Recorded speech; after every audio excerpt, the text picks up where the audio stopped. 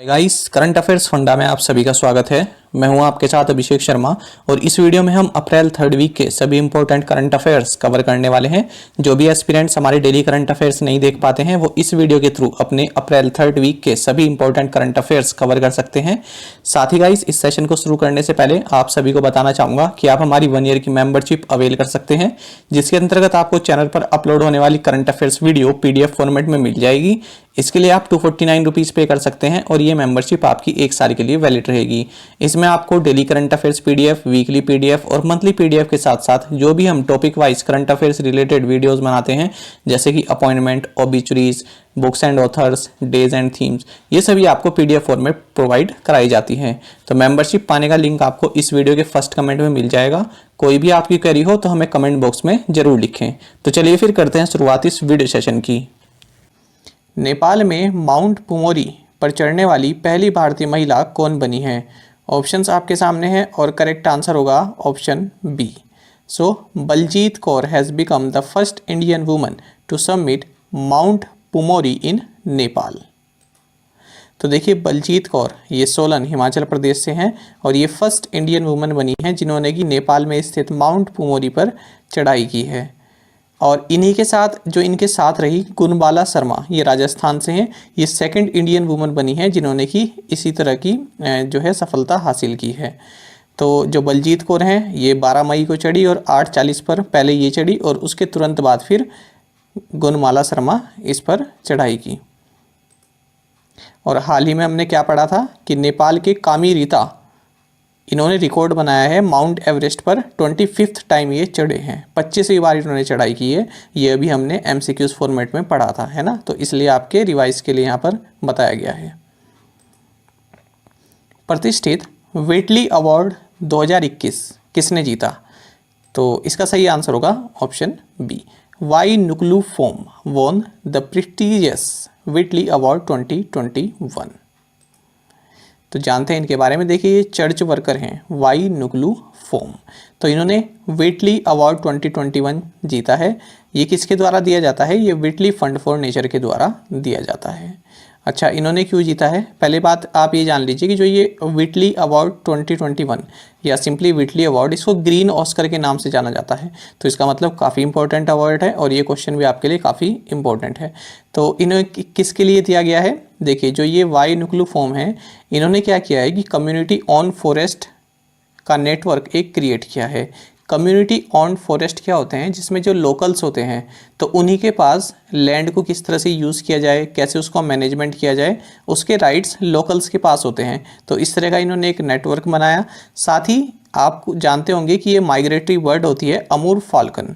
तो इसकी इसकी प्रोटेक्शन के लिए भी इन्होंने लोगों को जो है जागरूक किया। तो इसका क्योंकि शिकार काफ़ी होता है, लोग काफ़ी शिकार करते हैं इसका, तो इसको कैसे प्रोटेक्ट किया जाए इसके बारे में भी इन्होंने काफ़ी अच्छा कार्य किया है। और साथ ही इन्होंने लेमा शैनेलुक सोसाइटी, इसकी स्थापना की है, जो कि लोकल्स को, जो वहाँ के लोकल्स हैं, उनको सेंसिटाइज करता है इस बारे में कि अमूर फाल्कन, इसका संरक्षण किया जाना काफ़ी ज़रूरी है। और ये वर्ल्ड की लार्जेस्ट माइग्रेटिंग बर्ड होती हैं, याद रखिएगा, अमूर फाल्कन। और एक और पॉइंट आपको बता दूं कि नागालैंड को बोलते हैं falcon capital of the world. इसी तरह से क्वेश्चन एसएससी एग्जाम में पूछा गया था एक बार कि falcon capital of the world किसे बोला जाता है? तो आंसर होगा नागालैंड। अच्छा, जो ये अमूर फाल्कन होती हैं ये ईस्टर्न रशिया और चाइना में प्रजनन करती हैं। उसके बाद फिर 22,000 किलोमीटर उड़कर ये पूरे एशिया में घूमती हैं और उसके बाद फिर अफ्रीका में, जो सदर्न अफ्रीका है, यहाँ की जो विंटरिंग ग्राउंड्स हैं, यहाँ पर चली जाती हैं। वर्तमान में माल और सेवा कर टीकों पर किस दर से और कोविड-19 दवाओं जैसे रेमडेसिविर और ऑक्सीजन सांद्रता पर किस दर से लगाया जाता है? काफ़ी इंपॉर्टेंट क्वेश्चन है फ्रेंड्स, क्योंकि काफ़ी टाइम से ये चर्चा में बना हुआ है। ओपोजिशन पार्टीज़ कह रही हैं कि आप इस पर जीएसटी को कम कीजिए या फिर इसको हटा दीजिए, इस तरह की मांगें चल रही हैं। तो इसलिए ये क्वेश्चन काफ़ी इंपॉर्टेंट हो जाता है। तो इसका सही आंसर होगा ऑप्शन बी। तो जानते हैं इस क्वेश्चन में क्या कहा गया है। देखिए, जो गुड्स एंड सर्विसेज टैक्स है, जो जीएसटी है, ये वैक्सीन्स पर 5% का लगाया जा रहा है और जो कोविड-19 ड्रग्स हैं और ऑक्सीजन कंसनट्रेटर्स हैं इन पर 12% का लगाया जा रहा है। साथ ही आपको बता दें कि हाल ही में एक करंट अफेयर्स क्या हमने पढ़ा था कि जो ऑक्सीजन कंसनट्रेटर्स हैं जो कि इंपोर्ट किए जा रहे हैं, जिनका आयात किया जा रहा है दूसरे कंट्रीज से पर्सनल यूज़ के लिए, उसमें गवर्नमेंट ने जीएसटी रिड्यूस कर दिया था, इस पर 28% से रिड्यूस करके 12% कर दिया था। तो ये भी आपके लिए काफ़ी इंपॉर्टेंट फैक्ट्स है। टाइम्स ग्रुप के अध्यक्ष का नाम बताइए जिनका हाल ही में निधन हो गया। तो ऑप्शंस आपके सामने हैं और करेक्ट आंसर होगा ऑप्शन ए। इंदु जैन हैं, ये टाइम्स ग्रुप की चेयरपर्सन रही हैं और इनका हाल ही में निधन हो गया है। जान लेते हैं इनके बारे में, काफ़ी इंपॉर्टेंट क्वेश्चन है ये भी।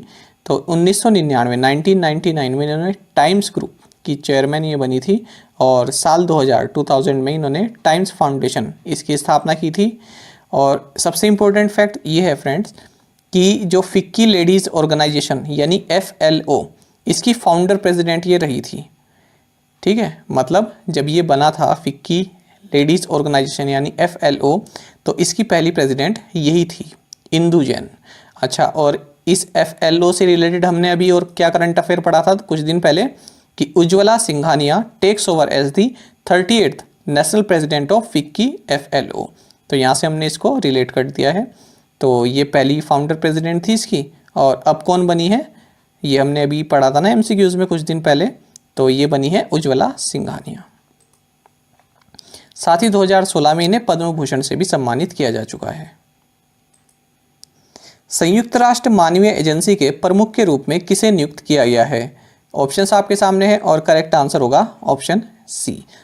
Martin Griffiths has been appointed as the head of the United Nations Humanitarian Agency।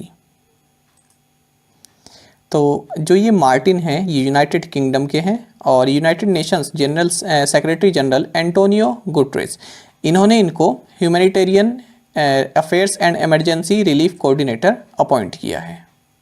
तो इस तरह के क्वेश्चंस में केवल इतना ही जानना हमारे लिए ज़रूरी है, बाकी इसमें ज़्यादा डीप नहीं जाएंगे कि किस तरह की एजेंसी है, ये हमारे मतलब का नहीं है। और साथ ही आपको बता दें कि जो ये मार्टिन हैं ये यमन कंट्री में यूनाइटेड नेशंस के एनवॉय के रूप में भी कार्य कर रहे हैं। भारतीय रिजर्व बैंक द्वारा किस राज्य के यूनाइटेड कोऑपरेटिव बैंक लिमिटेड का लाइसेंस रद्द कर दिया गया है? तो इसका सही आंसर होगा option C. Licence of West Bengal based United cooperative bank limited has been cancelled by the Reserve Bank of India. जानते हैं इस क्वेश्चन के बारे में क्या कहा गया है।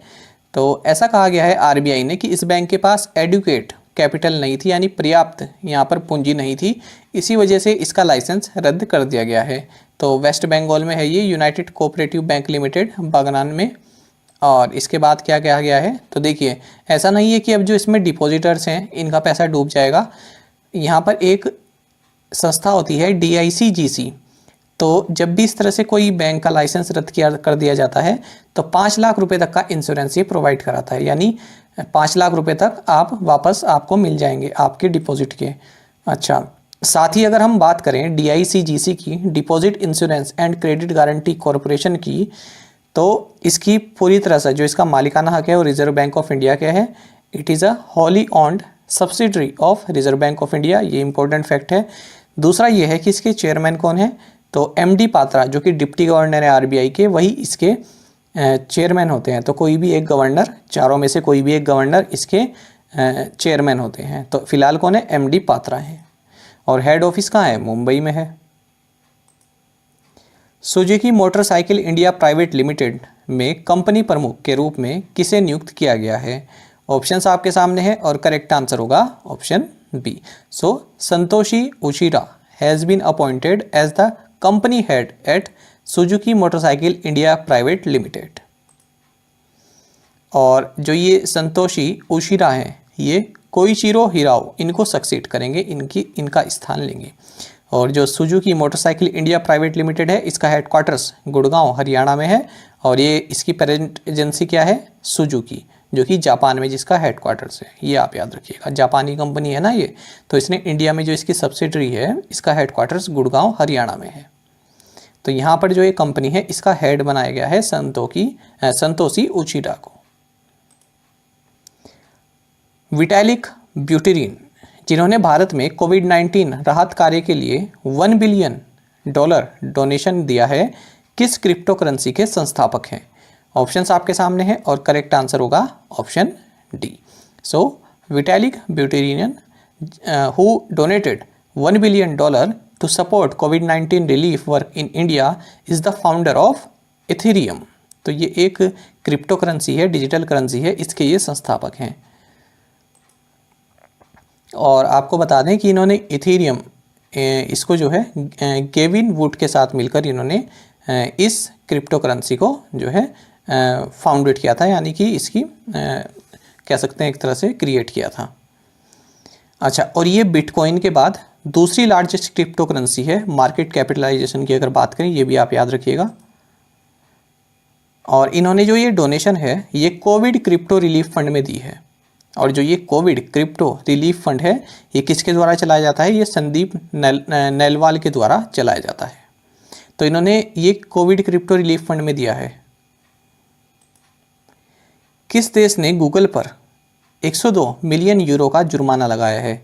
ऑप्शंस आपके सामने हैं और करेक्ट आंसर होगा option A. So Italy has find Google 102 million Euros. इस तरह के फ्रेंड्स क्वेश्चन काफ़ी इंपॉर्टेंट होते हैं जहाँ पर फाइन लगाया जाता है। कभी कभी अमाउंट पूछ ली जाती है तो कभी कभी कंट्री पूछ ली जाती है।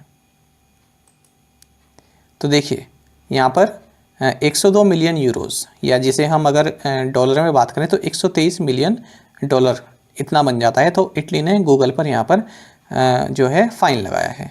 तो गूगल का जो एंड्रॉयड मोबाइल ऑपरेटिंग सिस्टम है और ऐप स्टोर है, तो यहाँ पर गूगल क्या कर रहा था कि ये एक ऐप है जूस पास, तो इसको जो है ब्लॉक कर दे रहा था, यानी कि इसको सही से ऑपरेट करने नहीं दे रहा था, क्योंकि इसका जो कार्यशैली है वो भी कुछ तरह से या तो गूगल मैप्स की तरह है या फिर इसमें कोई इस तरह के फीचर्स थे जो कि गूगल के बिजनेस को हार्म कर रहे थे।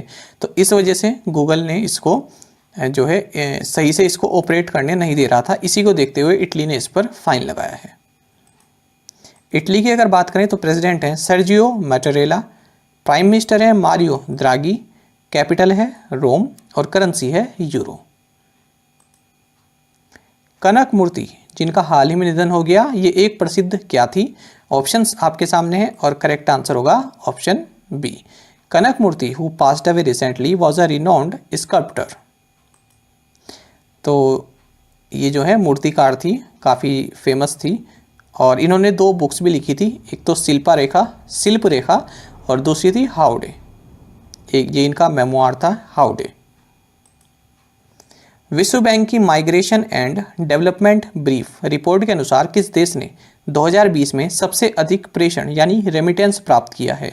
तो इसका सही आंसर होगा option A. So as per the World Bank's migration and development brief report, India received the maximum remittance in 2020। Remittance का मतलब होता है फ्रेंड्स, जब कोई व्यक्ति किसी देश में कार्य कर रहा है, बाहर के किसी देश में कार्य कर रहा है, तो वह जब मनी अपने देश में भेजता है, अपनी फैमिली को भेजता है या फिर अपने फ्रेंड्स को भेजता है, तो उसको बोलते हैं रेमिटेंस। मान लीजिए यहाँ का कोई व्यक्ति सऊदी अरब में कार्य कर रहा है, तो वो जो भारत में पैसा भेजता है तो उसको बोलते हैं रेमिटेंस। तो इस तरह का रेमिटेंस सबसे ज़्यादा भारत को मिला है 2020 में।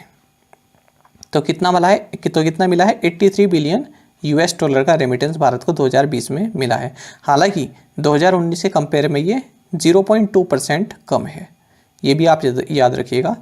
और बाकी मैंने आपको बता दिया किस रिपोर्ट में, माइग्रेशन एंड डेवलपमेंट ब्रीफ, इस रिपोर्ट में बात कही गई है, किसके द्वारा रिलीज़ की गई है? वर्ल्ड बैंक के द्वारा रिलीज़ की गई है।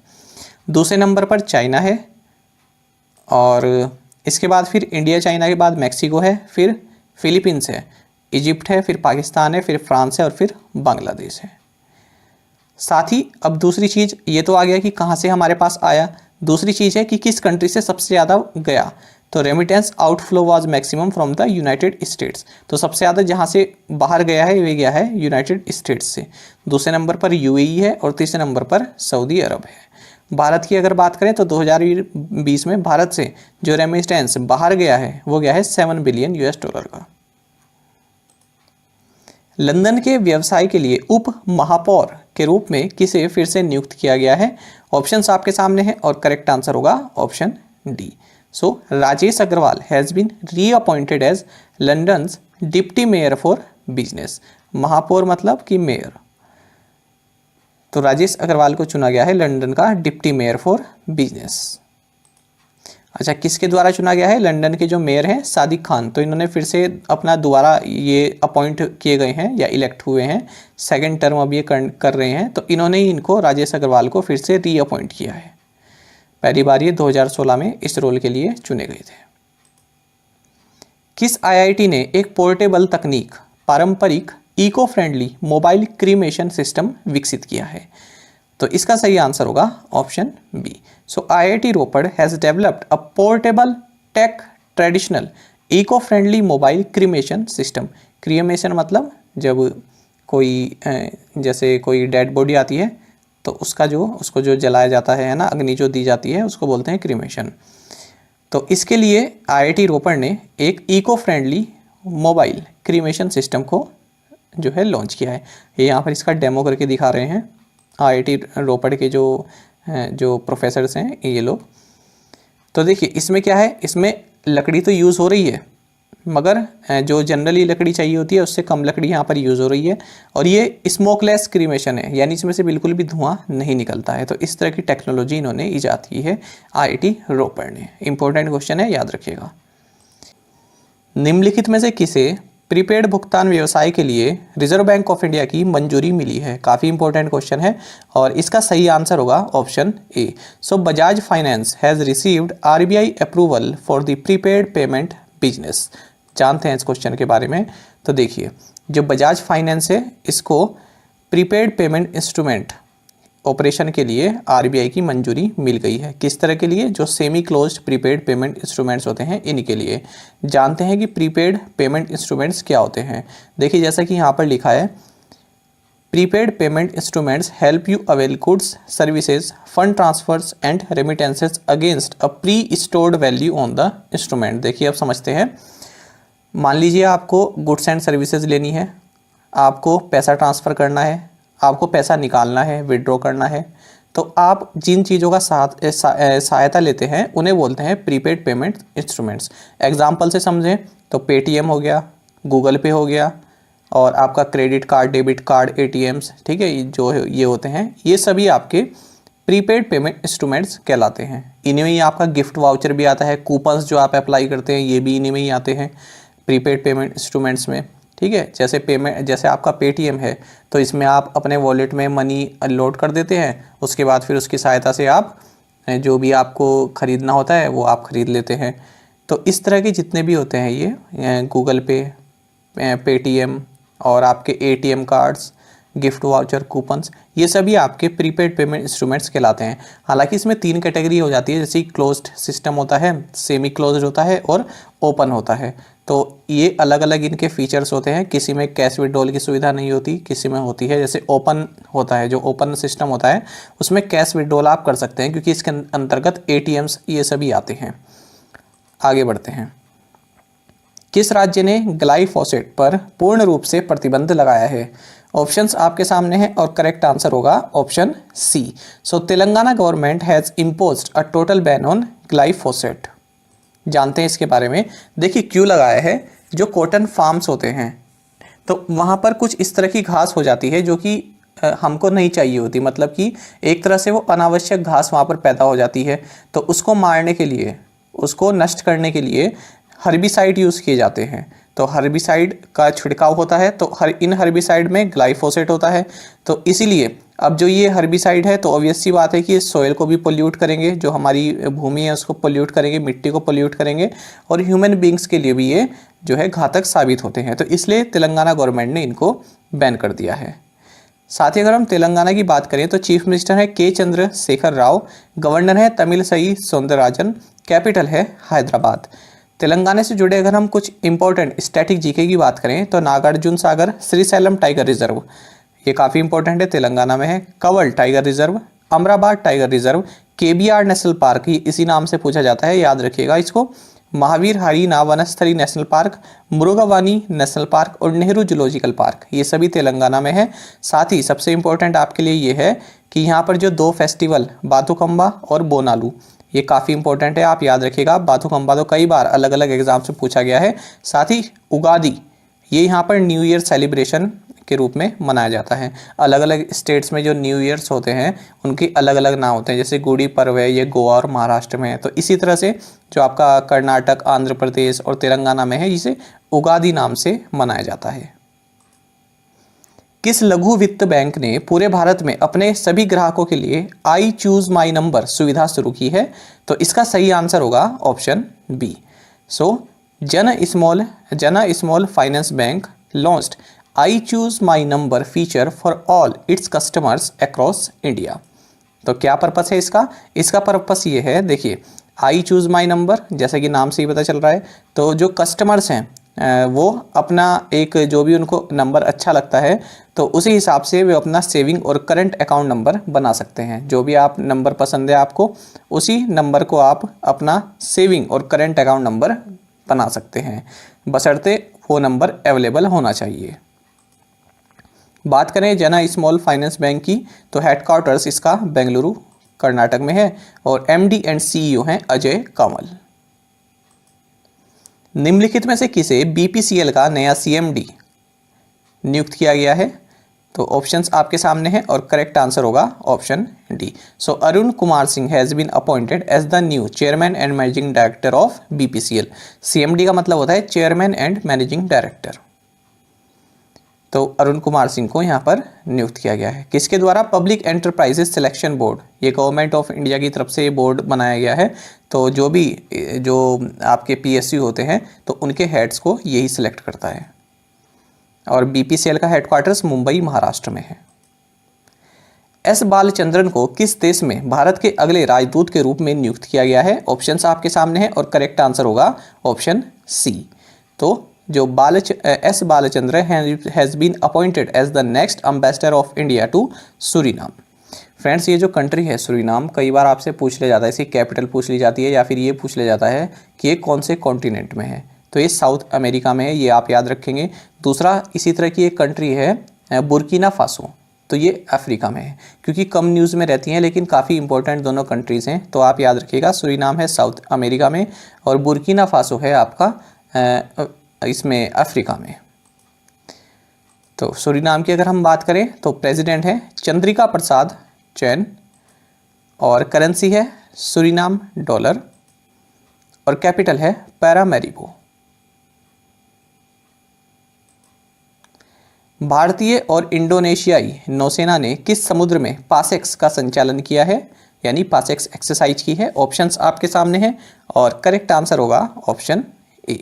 So the Indian and Indonesian navies have conducted PASEX in Arabian sea, अरब सागर में इन्होंने इस नवल एक्सरसाइज का जो है संचालन किया है। तो देखिए ये कई कंट्रीज़ के साथ करते हैं, ऐसा नहीं है कि केवल इंडिया और इंडोनेशिया के बीच ही पासेक्स एक्सरसाइज हुआ करती है। तो पैसेज एक्सरसाइज या फिर आप इसको बोलते हैं पैसेक्स। तो इंडिया इससे पहले फ्रांस के साथ कर चुका है, जापान के साथ, अमेरिका के साथ, ऑस्ट्रेलिया के साथ इसी तरह की एक्सरसाइज कर चुका है। बेसिकली ये नवल एक्सरसाइज होती है, ये अपना अभ्यास करते हैं। इंपॉर्टेंट ये रहता है कि कहाँ पर की है, तो अरब सागर में की है। इसमें भारत की ओर से INS शारदा ने पार्टिसिपेट किया है। किस कंपनी ने सावधान रहें सुरक्षित रहें जन जागरूकता अभियान शुरू किया? ऑप्शंस आपके सामने हैं और करेक्ट आंसर होगा ऑप्शन सी। तो बजाज फिनसर्व लॉन्च्ड सावधान रहें सेफ रहें पब्लिक अवेयरनेस कैंपेन। तो देखिए इसमें क्या है, केवल इसका मकसद ये है, जैसा कि आपको नाम से ही पता चल रहा होगा, कि जो भी फाइनेंशियल फ्रॉड रिस्क होते हैं इनसे आप जो है अपने आप को सेफ रखें, इनसे अवेयर रहें और अलर्ट रहें। तो इसी तरह का कैंपेन है, इसमें बताया जा रहा है कस्टमर्स को कि किस तरह से आप कोई फ्रॉड प्रैक्टिस को पकड़ सकते हैं। पंजाब के नए घोषित 23वें जिले का नाम बताइए? तो इसका सही आंसर होगा ऑप्शन बी। सो पंजाब का 23वां जो डिस्ट्रिक्ट बनाया गया है इसका नाम है मालेरकोटला। देखिए तो पंजाब के चीफ मिनिस्टर अमरिंदर सिंह ने मालेरकोटला को पंजाब का 23वां डिस्ट्रिक्ट जो है ये घोषित किया है। किस मौके पर? ईद उल फितर के मौके पर। क्यों? क्योंकि जो ये डिस्ट्रिक्ट है, जो ये जगह है मालेरकोटला, काफ़ी टाइम से इसकी मांग थी कि इसको डिस्ट्रिक्ट बनाया जाए। तो यहाँ पर जो ज़्यादातर आबादी है ये मुस्लिम समुदाय की है। तो इसलिए ईद उल फितर पर इन्होंने इनको एक गिफ्ट के तौर पर दिया है कि इसको डिस्ट्रिक्ट डिक्लेयर कर दिया है, 23वां डिस्ट्रिक्ट डिक्लेयर किया है। साथ ही आपको ये भी जानना चाहिए कि ये अब तक किस डिस्ट्रिक्ट का पार्ट था, तो ये अब तक संगरूर डिस्ट्रिक्ट का पार्ट था, तो अब ये अपना एक नया डिस्ट्रिक्ट बन जाएगा। कैपिटल है पंजाब की चंडीगढ़ और गवर्नर हैं वीपी सिंह बदनौर। और आपको मालूम होगा कि पंजाब गवर्नमेंट ने 1 अप्रैल से जितने भी गवर्नमेंट ऑपरेटेड बसेस हैं उनमें महिलाओं के लिए फ्री बस ट्रैवल की सुविधा प्रदान की है। भारतीय सेना ने कितनी महिला सैनिकों के अपने पहले बैच को सेवा में शामिल किया है? ऑप्शंस आपके सामने हैं और करेक्ट आंसर होगा option C. So Indian Army has inducted its first batch of 83 women soldiers into the service. जानते हैं इस क्वेश्चन के बारे में। तो देखिए, सबसे पहले ये जानिए कि क्यों किया है। देखिए, गवर्नमेंट ने 2019 जनवरी में अप्रूव कर दिया था कि जो मिलिट्री पुलिस है हमारी, इसमें महिलाएं भी अब हम इंडक्ट करेंगे। तो गवर्नमेंट ऑफ इंडिया का टारगेट है कि 2036 तक 1700 वीमेन सोल्जर की भर्ती की जाए। तो इसी उद्देश्य से भारत इंडियन आर्मी ने 83 वीमेन सोल्जर्स को फर्स्ट 83 वीमेन सोल्जर्स के पहले बैच को आर्मी में जो है इंडक्ट किया है, सर्विस में इंडक्ट किया है। किस भारतीय राज्य ने डिजिटल बाढ़ रिपोर्टिंग प्रणाली की शुरुआत की है? ऑप्शंस आपके सामने हैं और करेक्ट आंसर होगा option D. So Assam has launched a digital flood reporting system. तो इसका नाम है digital flood reporting and information management system, DFRIMS। किसके द्वारा तैयार किया गया है? Assam state disaster management agency और यूनिसेफ के द्वारा।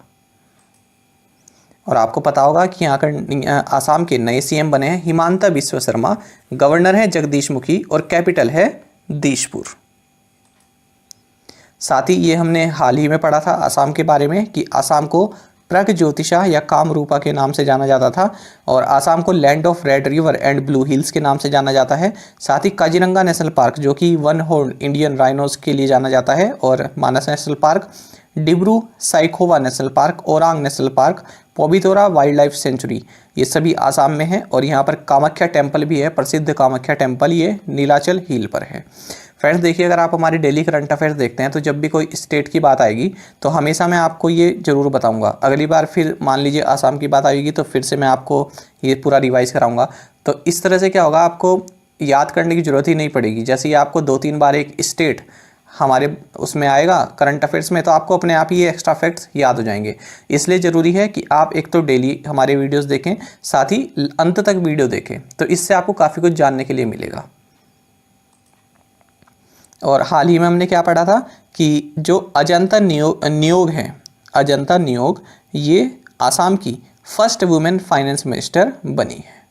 तो पूछा जा सकता है कि अजंता नियोग किस स्टेट की पहली फाइनेंस मिनिस्टर बनी है, महिला फाइनेंस मिनिस्टर बनी है? तो आंसर होगा उस स्थिति में आसाम। तीसरा, आर्कटिक विज्ञान मंत्री स्तरीय 2021 किस शहर में आयोजित किया गया? ऑप्शंस आपके सामने हैं और करेक्ट आंसर होगा option B. So the third Arctic science ministerial 2021 was held in Tokyo. तो टोक्यो जापान में इसको होस्ट किया गया है। और जापान ने किसके साथ मिलकर इसको होस्ट किया? आइसलैंड के साथ मिलकर इसको होस्ट किया है।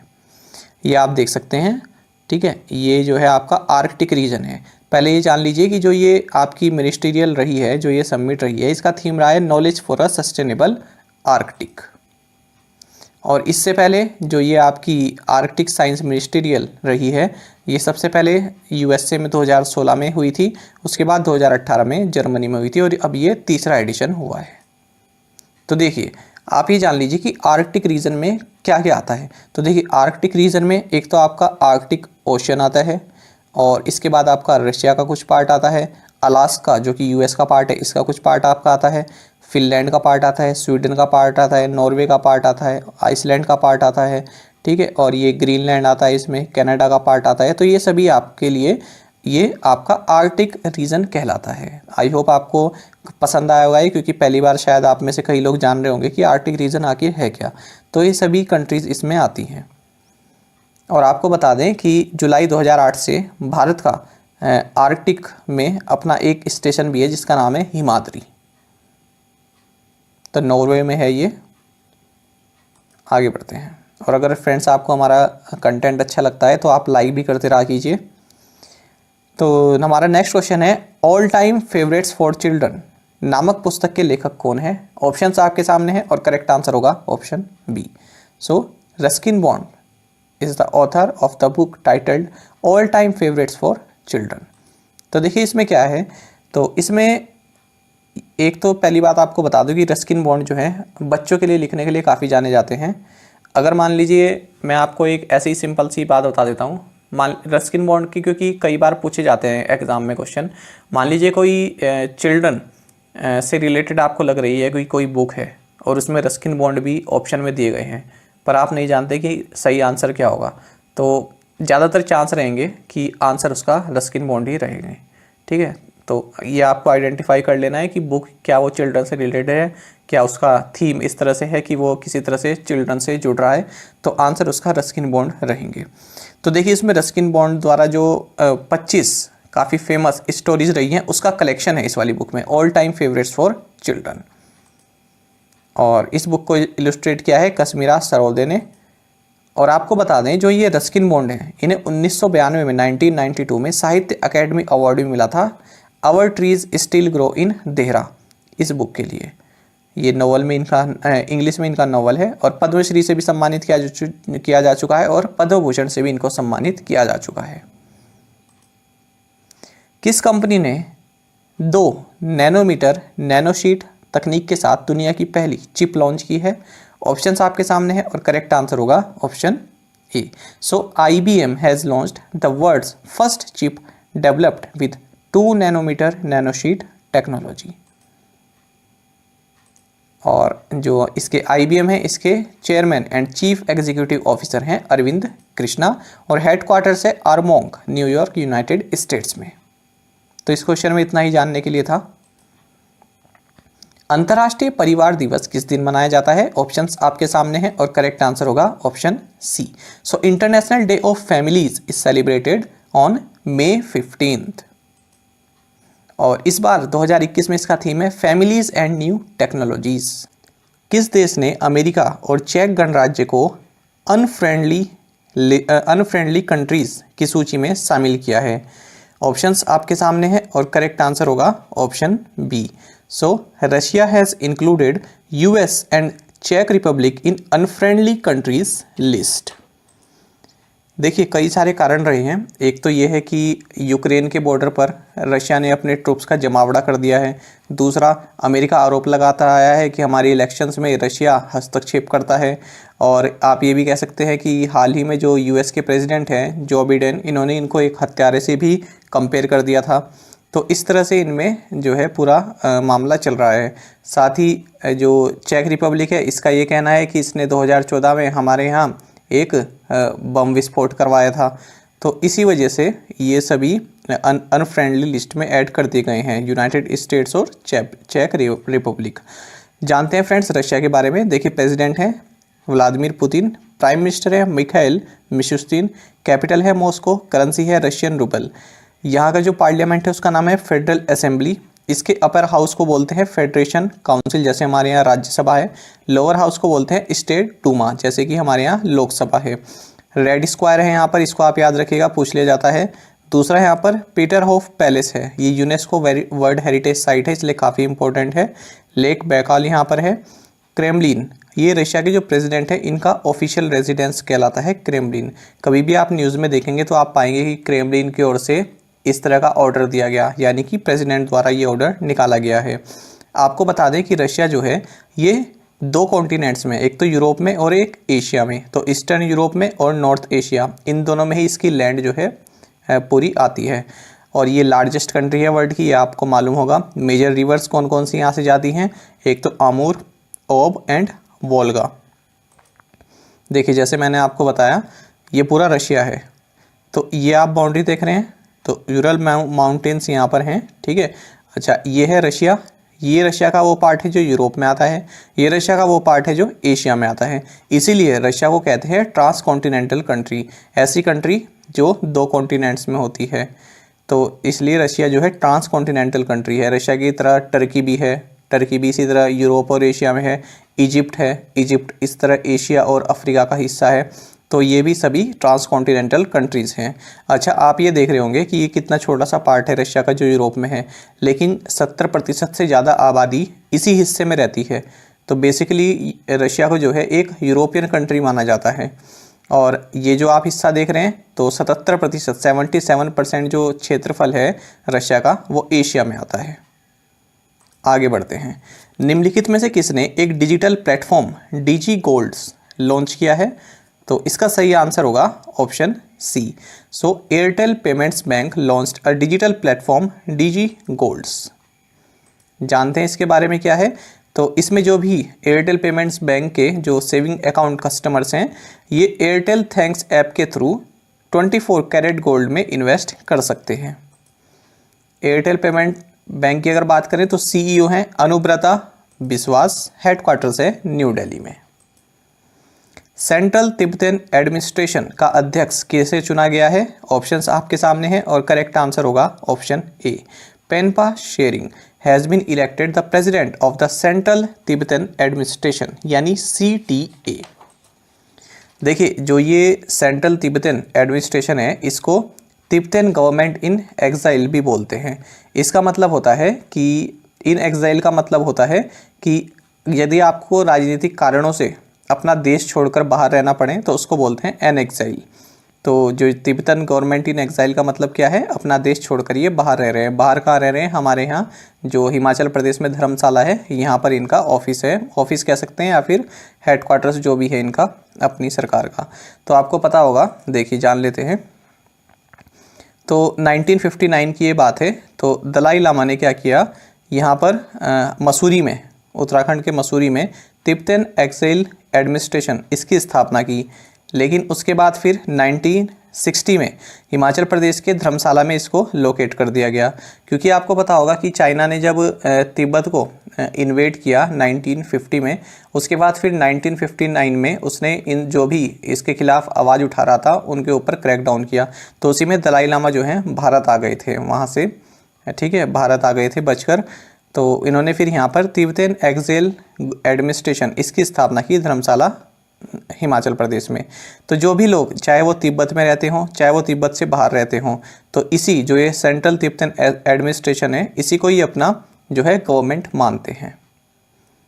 तो इसी के ये प्रेसिडेंट चुने गए हैं, पेनपा शेरिंग। वर्ष 2021 के लिए फॉर्चून की विश्व के 50 महानतम लीडर्स की सूची में कौन शीर्ष पर है? ऑप्शंस आपके सामने हैं और करेक्ट आंसर होगा ऑप्शन डी।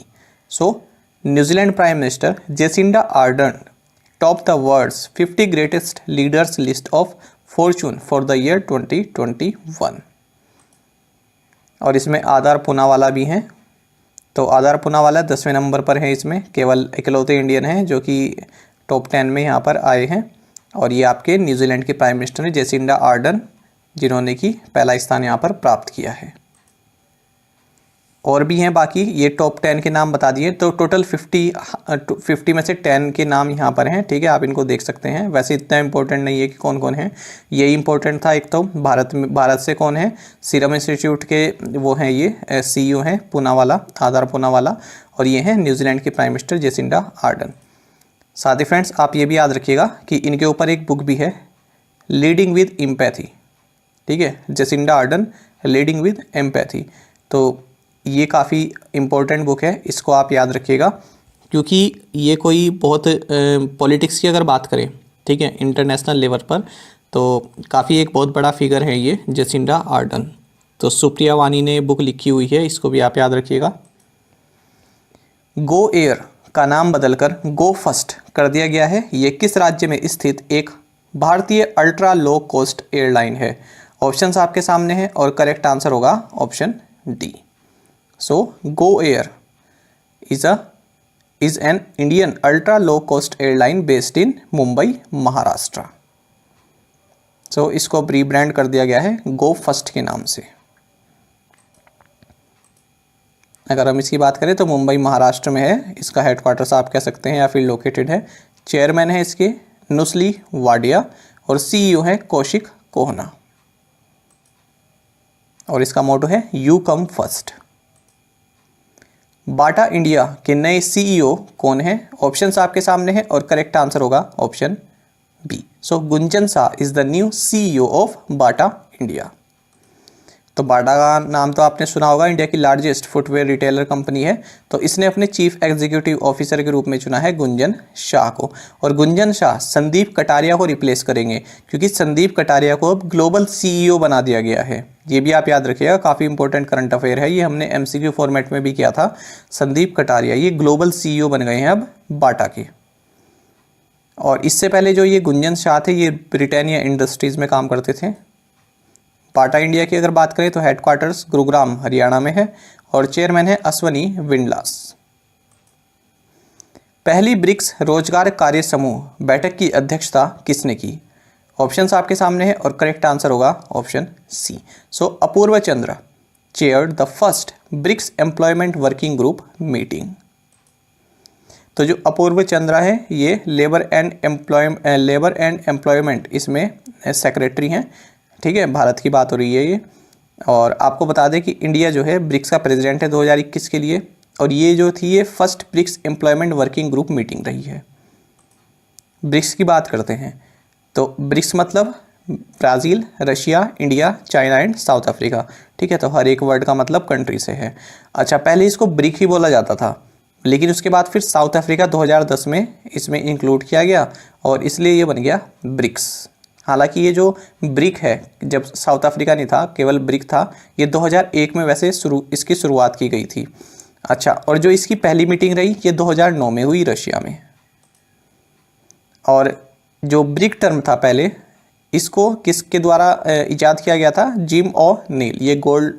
ये जो है जिम ओ नाइल बोल सकते हैं इनको या नील बोल सकते हैं, इनके द्वारा इस वर्ड को इजाद किया गया था। वैसे फ्रेंड्स इसमें ऐसा कहा जाता है कि जो रूपा पुरुषोत्तमन है इन्होंने इस टर्म को जो है कॉइन किया था ब्रिक को। पर जब भी ये पहले भी इस तरह से क्वेश्चन एग्जाम में आ चुका है, ठीक है, 2-3 एग्जाम में देखने को मिला है कि ब्रिक टर्म किसने कॉइन किया था, तब उसके ऑप्शन में जिम ओ नील ही लिखा हुआ आता है, तो उसमें रूपा पुरुषोत्तमम लिखा नहीं आता है। अच्छा, और ये भी याद रखिएगा ब्रिक्स डेवलपमेंट बैंक इसको अब बोलते हैं न्यू डेवलपमेंट बैंक और इसका हेडक्वार्टर्स है शंघाई चाइना में। और सबसे इम्पोर्टेंट बात यह है कि ब्रिक्स कंट्रीज़ की अगर हम बात करें, जो भी ये कंट्रीज़ हैं, 5 कंट्रीज़ हैं, तो वर्ल्ड पॉपुलेशन का 42% या 42% पॉपुलेशन इनमें है और वर्ल्ड जीडीपी का 23% कंट्रीब्यूशन इन कंट्रीज़ के थ्रू आता है और बाकी टेरिटरी में 30% कंट्रीब्यूशन है और ग्लोबल ट्रेड में 18% कंट्रीब्यूशन इन 5 कंट्रीज़ का है। International council for advertising self regulation में उपाध्यक्ष के रूप में किसे नियुक्त किया गया है? ऑप्शंस आपके सामने है और करेक्ट आंसर होगा option D. So Manisha Kapoor has been named vice president at international council for advertising self regulation. तो देखिए जो मनीषा कपूर हैं ये advertising standards council of India में जनरल सेक्रेटरी हैं। तो इनको अब international council for advertising self regulation में एग्जीक्यूटिव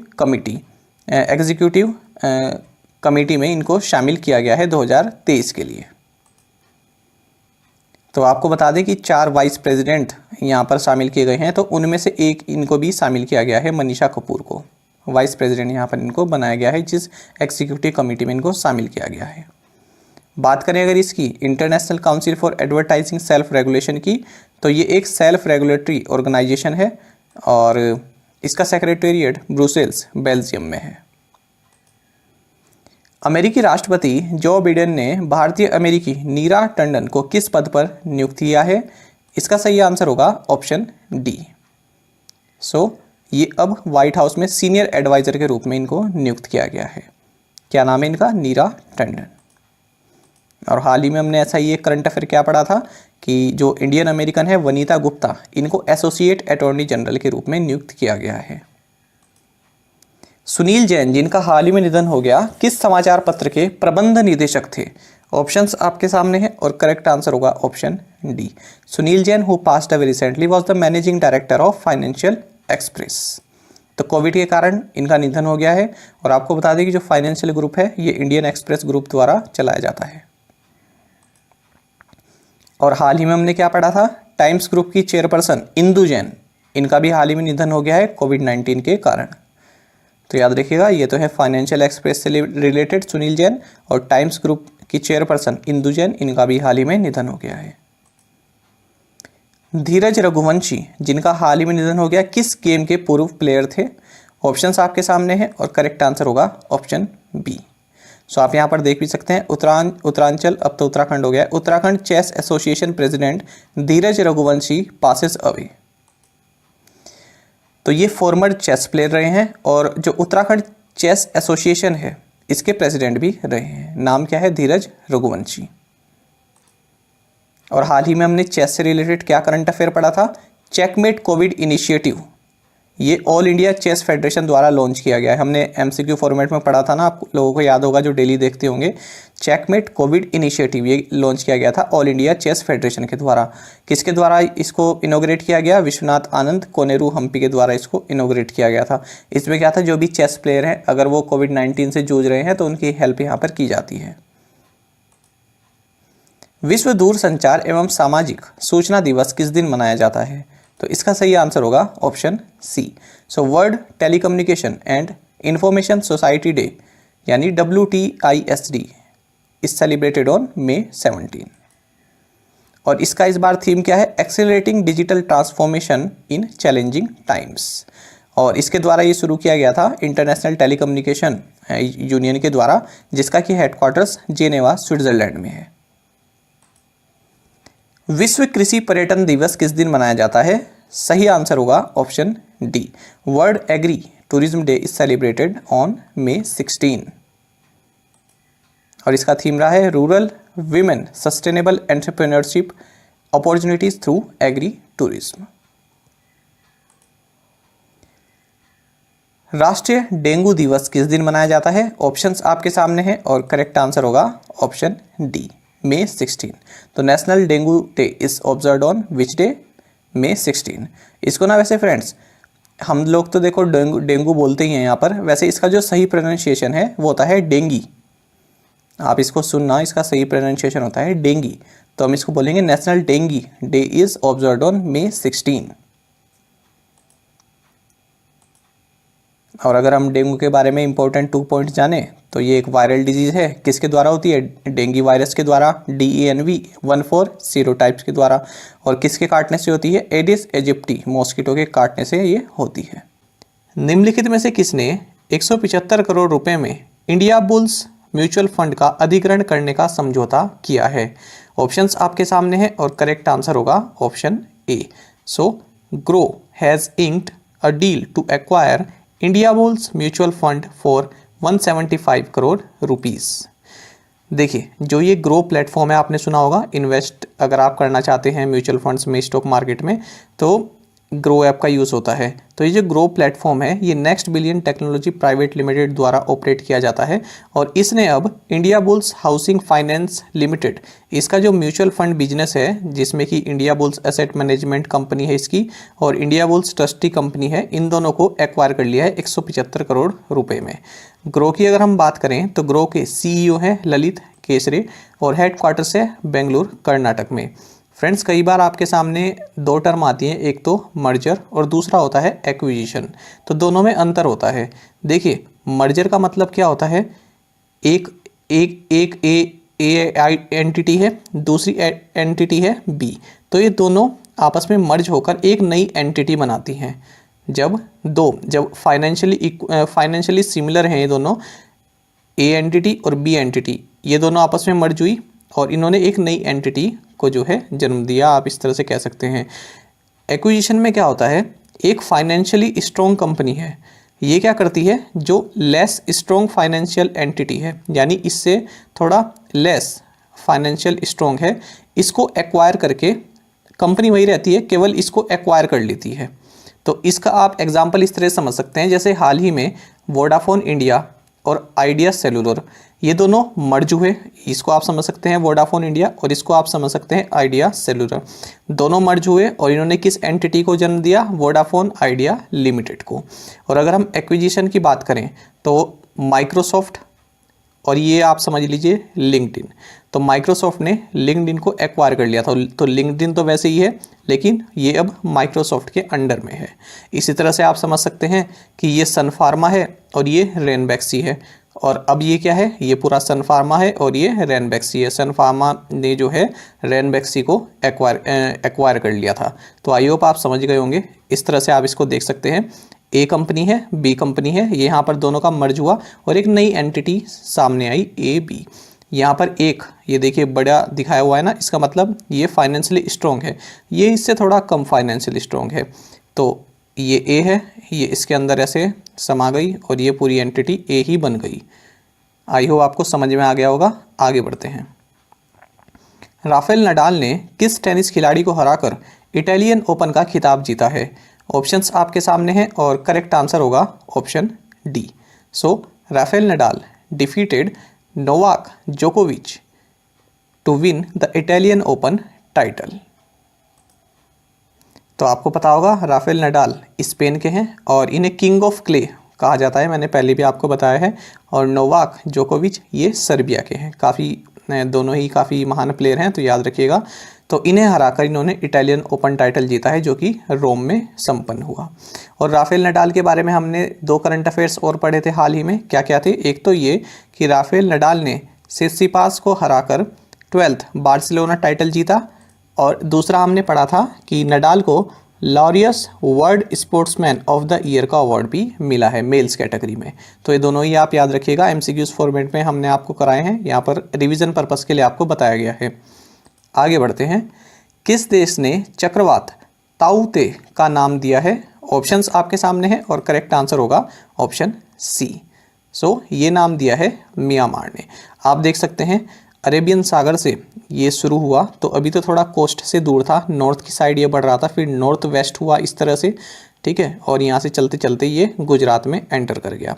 तो यहाँ पर तो इतनी तबाही देखने को नहीं मिली जितनी कि अब गुजरात में देखने को मिल रही है। और इसके बारे में एक फुली डेडिकेटेड वीडियो भी बनाई हुई है, आप देख सकते हैं, कल ही अपलोड की गई थी, अगर इसके बारे में आप पूरा समझना चाहते हैं। केवल हम यहाँ पर क्वेश्चन की बात करेंगे इसीलिए। तो साइक्लोन ताऊ-ते ये आपको पता होगा अब गुजरात कोस्ट में एंटर कर चुका है। कितनी स्पीड के साथ? 150 किलोमीटर पर आवर की स्पीड है फ्रेंड, जो ये विंड स्पीड है, और ये काफ़ी तेज़ स्पीड मानी जाती है। और ताऊ-ते ये म्यांमार द्वारा दिया गया है, बर्मिश लैंग्वेज का ये वर्ड है। इसका मतलब होता है हाईली वोकल लिजर्ड, यानी कि शोर करने वाली छिपकली। और साथ ही आपको बता दें कि जो अगला साइक्लोन होगा इसको ओमान ने नाम दिया है यास, और उसके बाद जो आएगा उसका नाम दिया है पाकिस्तान ने गुलाब।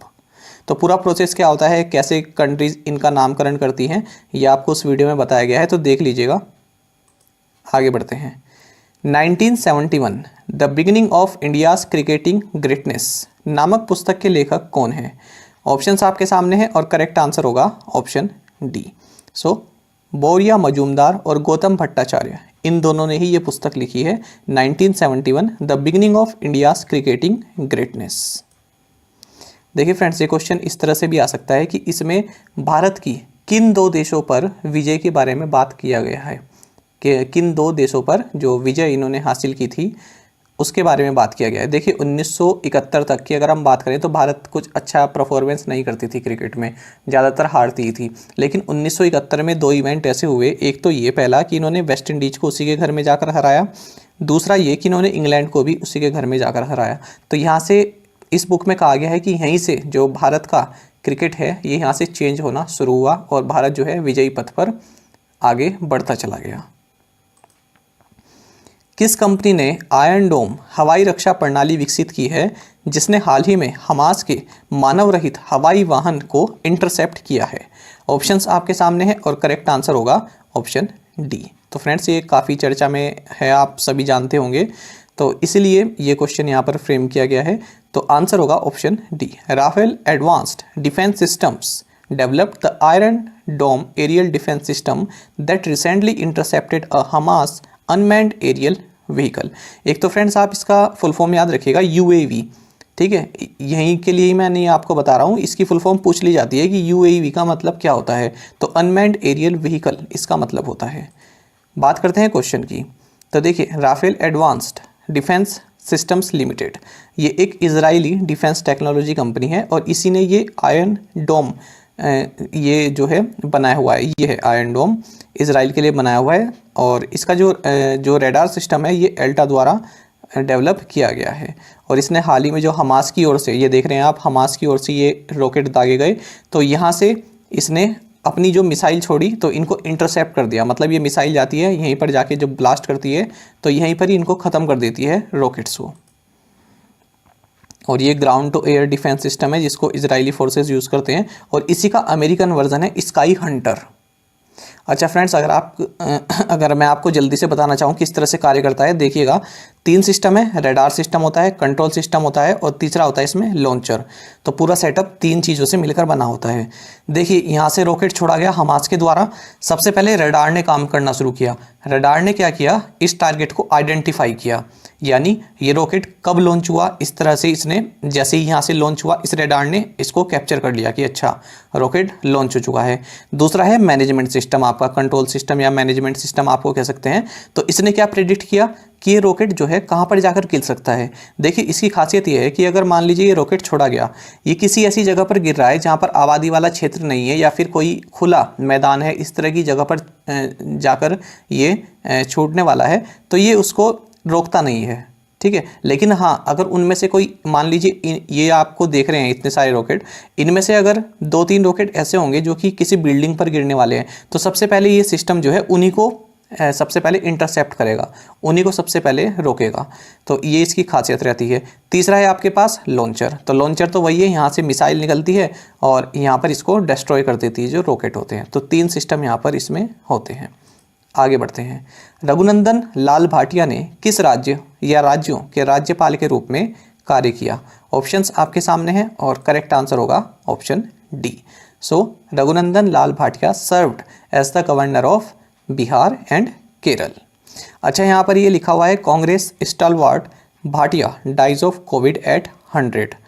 तो ये जो स्टालवार्ड लिखा है फ्रेंड्स, इसका मतलब होता है कि लॉयल, काफ़ी आपका पक्का समर्थक रहा हो, फॉलोवर रहा हो, आपका पक्का फॉलोवर, फेथफुल रहा हो, निष्ठावान रहा हो, तो ये इसका मतलब होता है। और ये पूछ ले जाता है, इसका आप इंग्लिश में भी देखिएगा, जैसे मैंने आपको बताया लॉयल या फिर फेथफुल या आपका स्टॉन्च फॉलोवर, पक्का समर्थक, तो सिनोनिम्स वगैरह में पूछ ले जाता है। आगे देखते हैं। तो Congress stalwart and 6 time Amritsar MP, 6 बार अमृतसर से ये MP रह चुके थे और इनकी हाल ही में मृत्यु हो गई है। और ये minister of state for external affairs भी रहे हैं PV नरसिम्हा राव की सरकार में, और गवर्नर ऑफ केरल भी रहे हैं और बिहार के गवर्नर भी रहे हैं। योवेरी मुसेविनी ने किस देश के राष्ट्रपति के रूप में शपथ ली है? ऑप्शंस आपके सामने हैं और करेक्ट आंसर होगा option D. So Yoweri मुसेविनी sworn in as the president of Uganda, और रिकॉर्ड 6th टाइम इन्होंने ये शपथ लिया, यानी 6ठी बार ये चुने गए हैं। युगांडा की बात करें तो कैपिटल है कंपाला और करेंसी है युगांडन शिलिंग।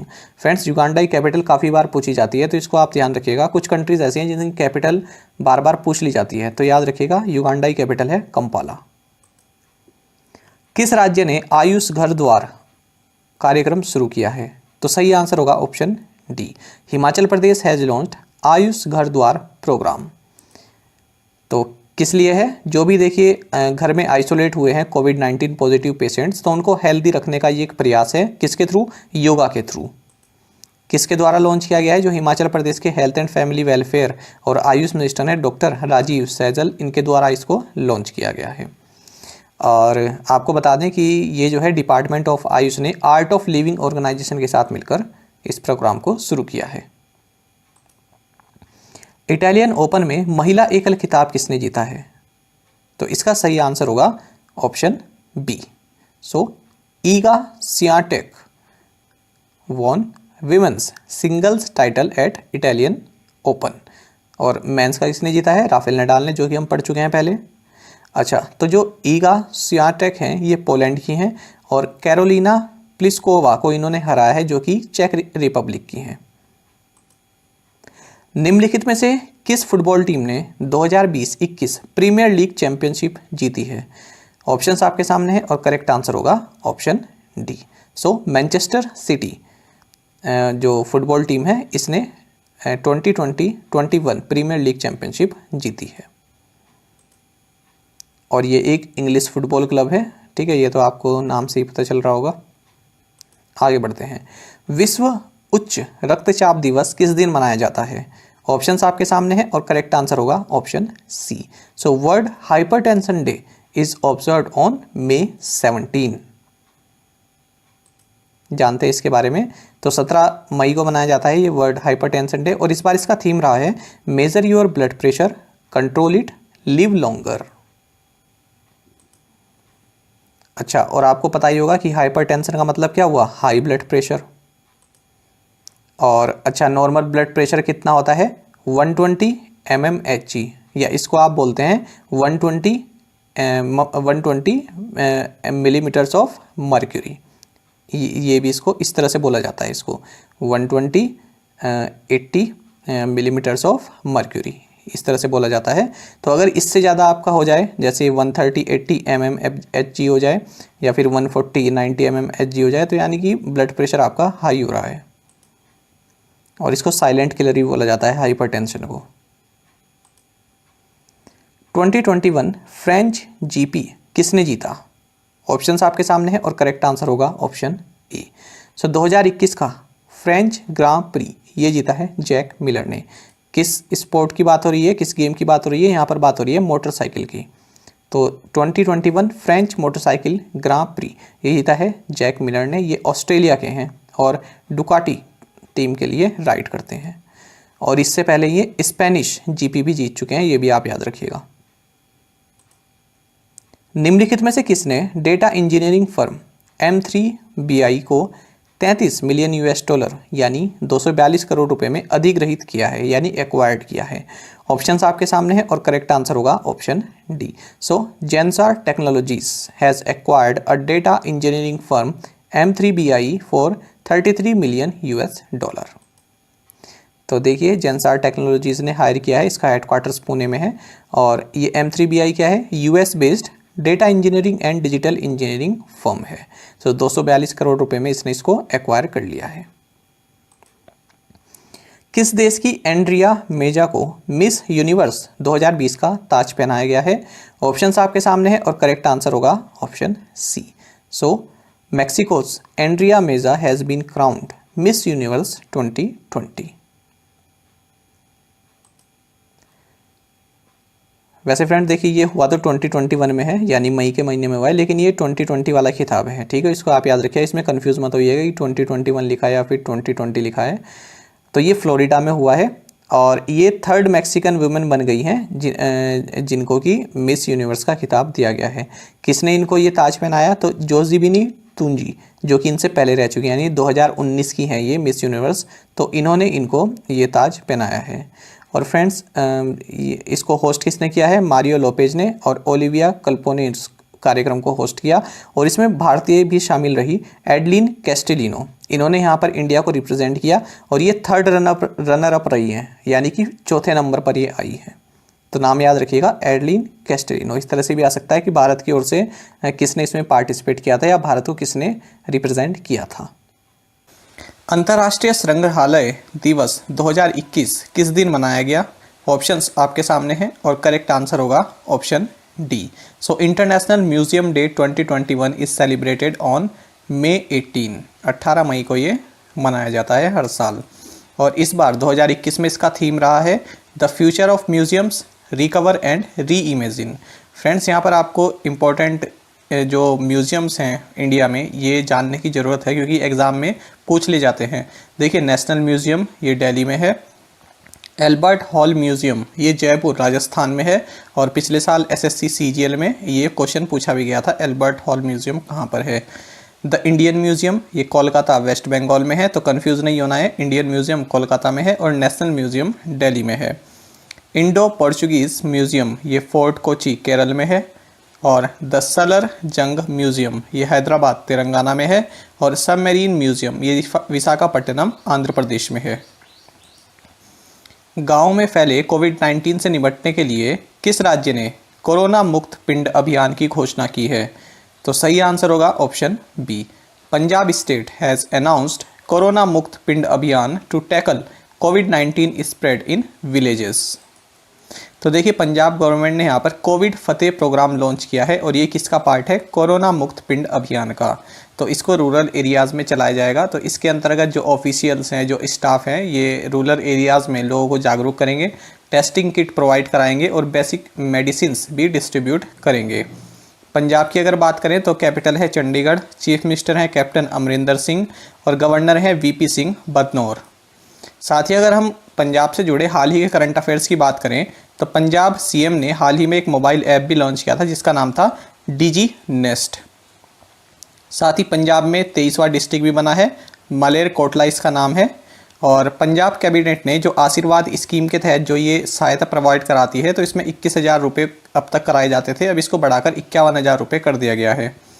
साथ ही ये सभी भी आपको जानना चाहिए कि PR इनसाइट मोबाइल ऐप ये पंजाब गवर्नमेंट से रिलेटेड है।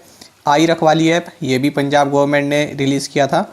और हर घर पानी हर घर सफाई मिशन ये पंजाब से रिलेटेड है। और मिशन लाल लकीर ये भी पंजाब राज्य से संबंधित है।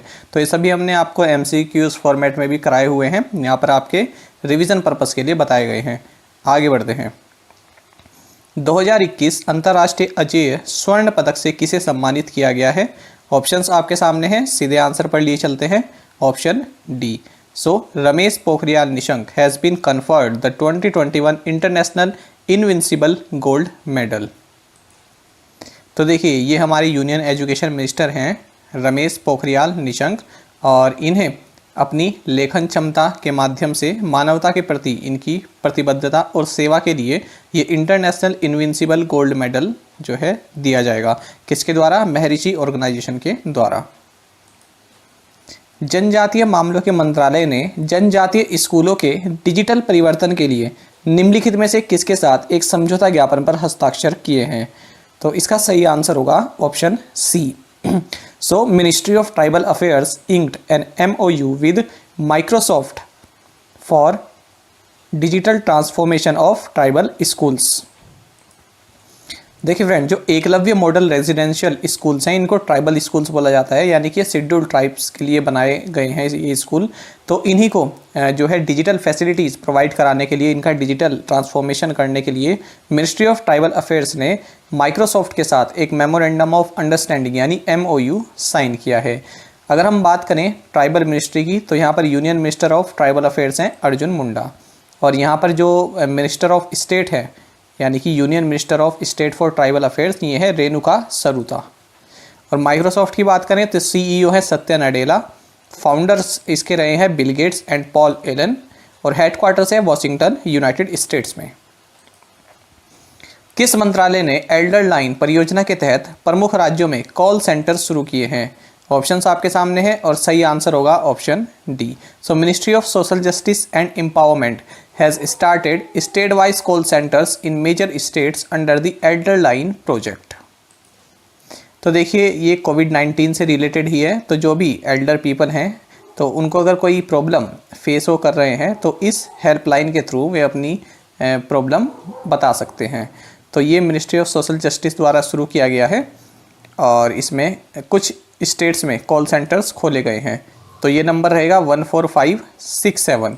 और जो जितने भी स्टेट्स हैं बाकी के स्टेट्स तो पूरे भारत में ये मई 2021 के लास्ट तक ऑपरेशनल हो जाएगा। बात कर लेते हैं इस मिनिस्ट्री की तो union minister of social justice and empowerment है थवर चंद गहलोत। और यहाँ पर 3 मिनिस्टर ऑफ स्टेट है यानी राज्य मंत्री हैं 3, कृष्ण पाल गुर्जर, रतनलाल कटारिया और रामदास अठावले। CCI ने निम्नलिखित में से किसके द्वारा यस एसेट मैनेजमेंट लिमिटेड और यस ट्रस्टी लिमिटेड के अधिग्रहण को मंजूरी दी है? तो इसका सही आंसर होगा ऑप्शन डी। तो CCI approved the acquisition of yes asset management limited and yes trustee limited by GPL finance and investments limited.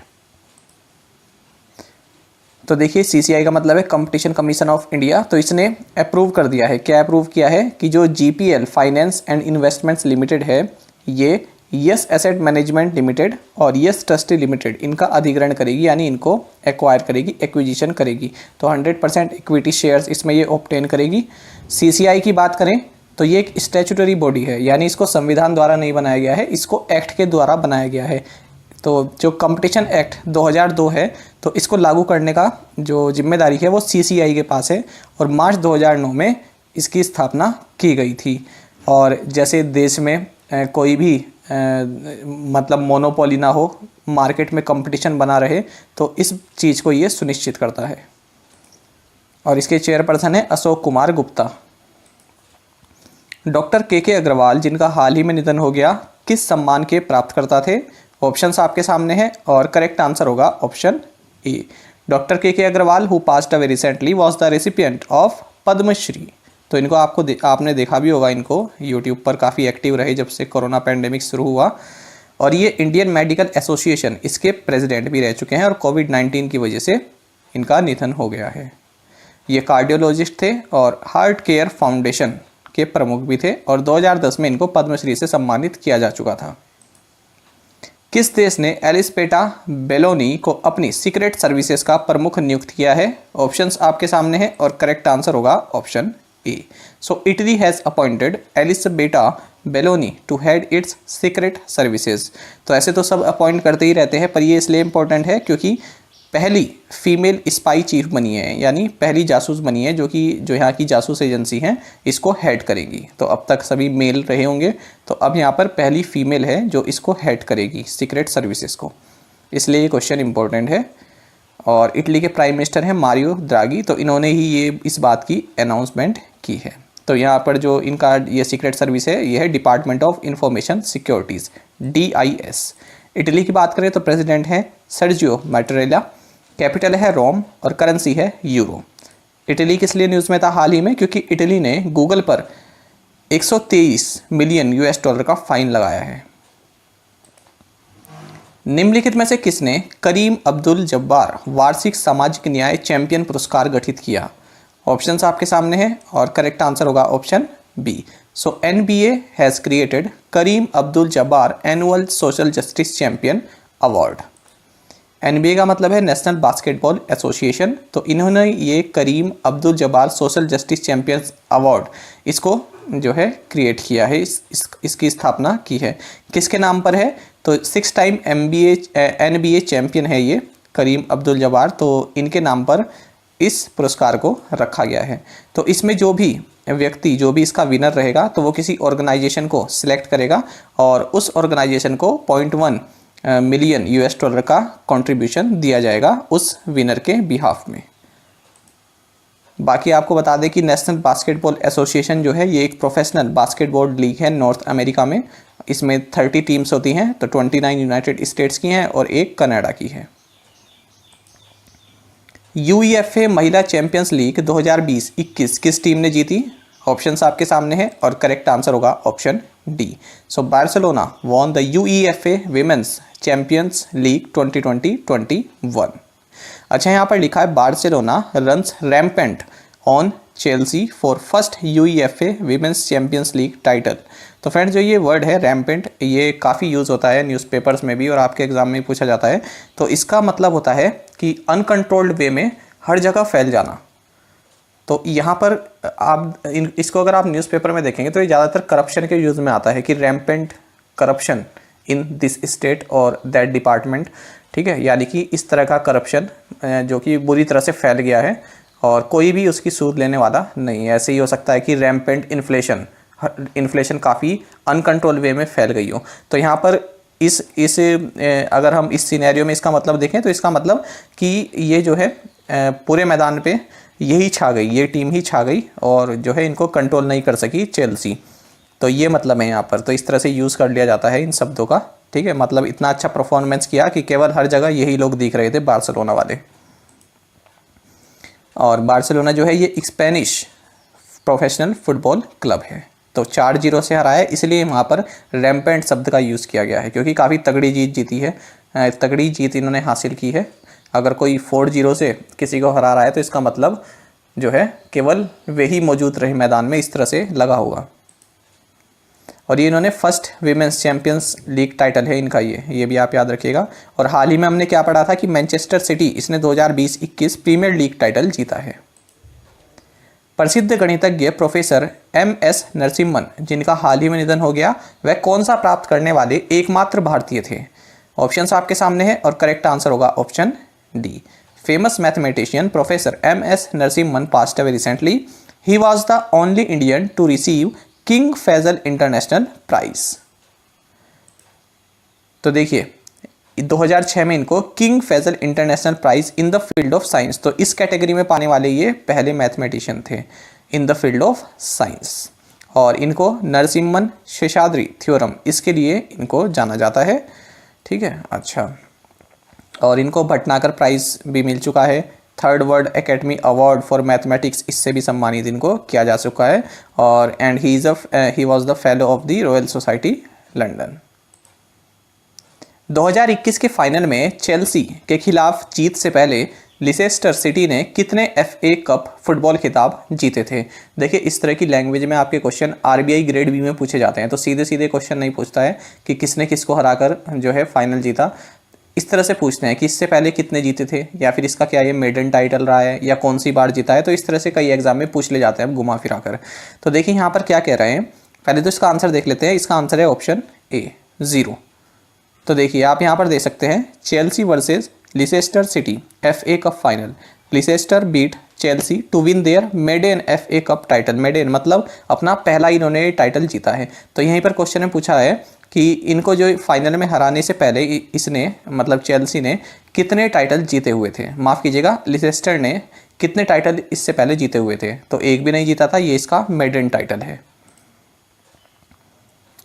तो यहाँ पर 1-0 से इन्होंने इनको 2021 के फाइनल में हरा दिया है। तो इसको वैसे एमेरिटस FA कप बोलते हैं, और जो डोमेस्टिक इंग्लिश फुटबॉल होता है मेंस का, तो उसका ये कंपटीशन है।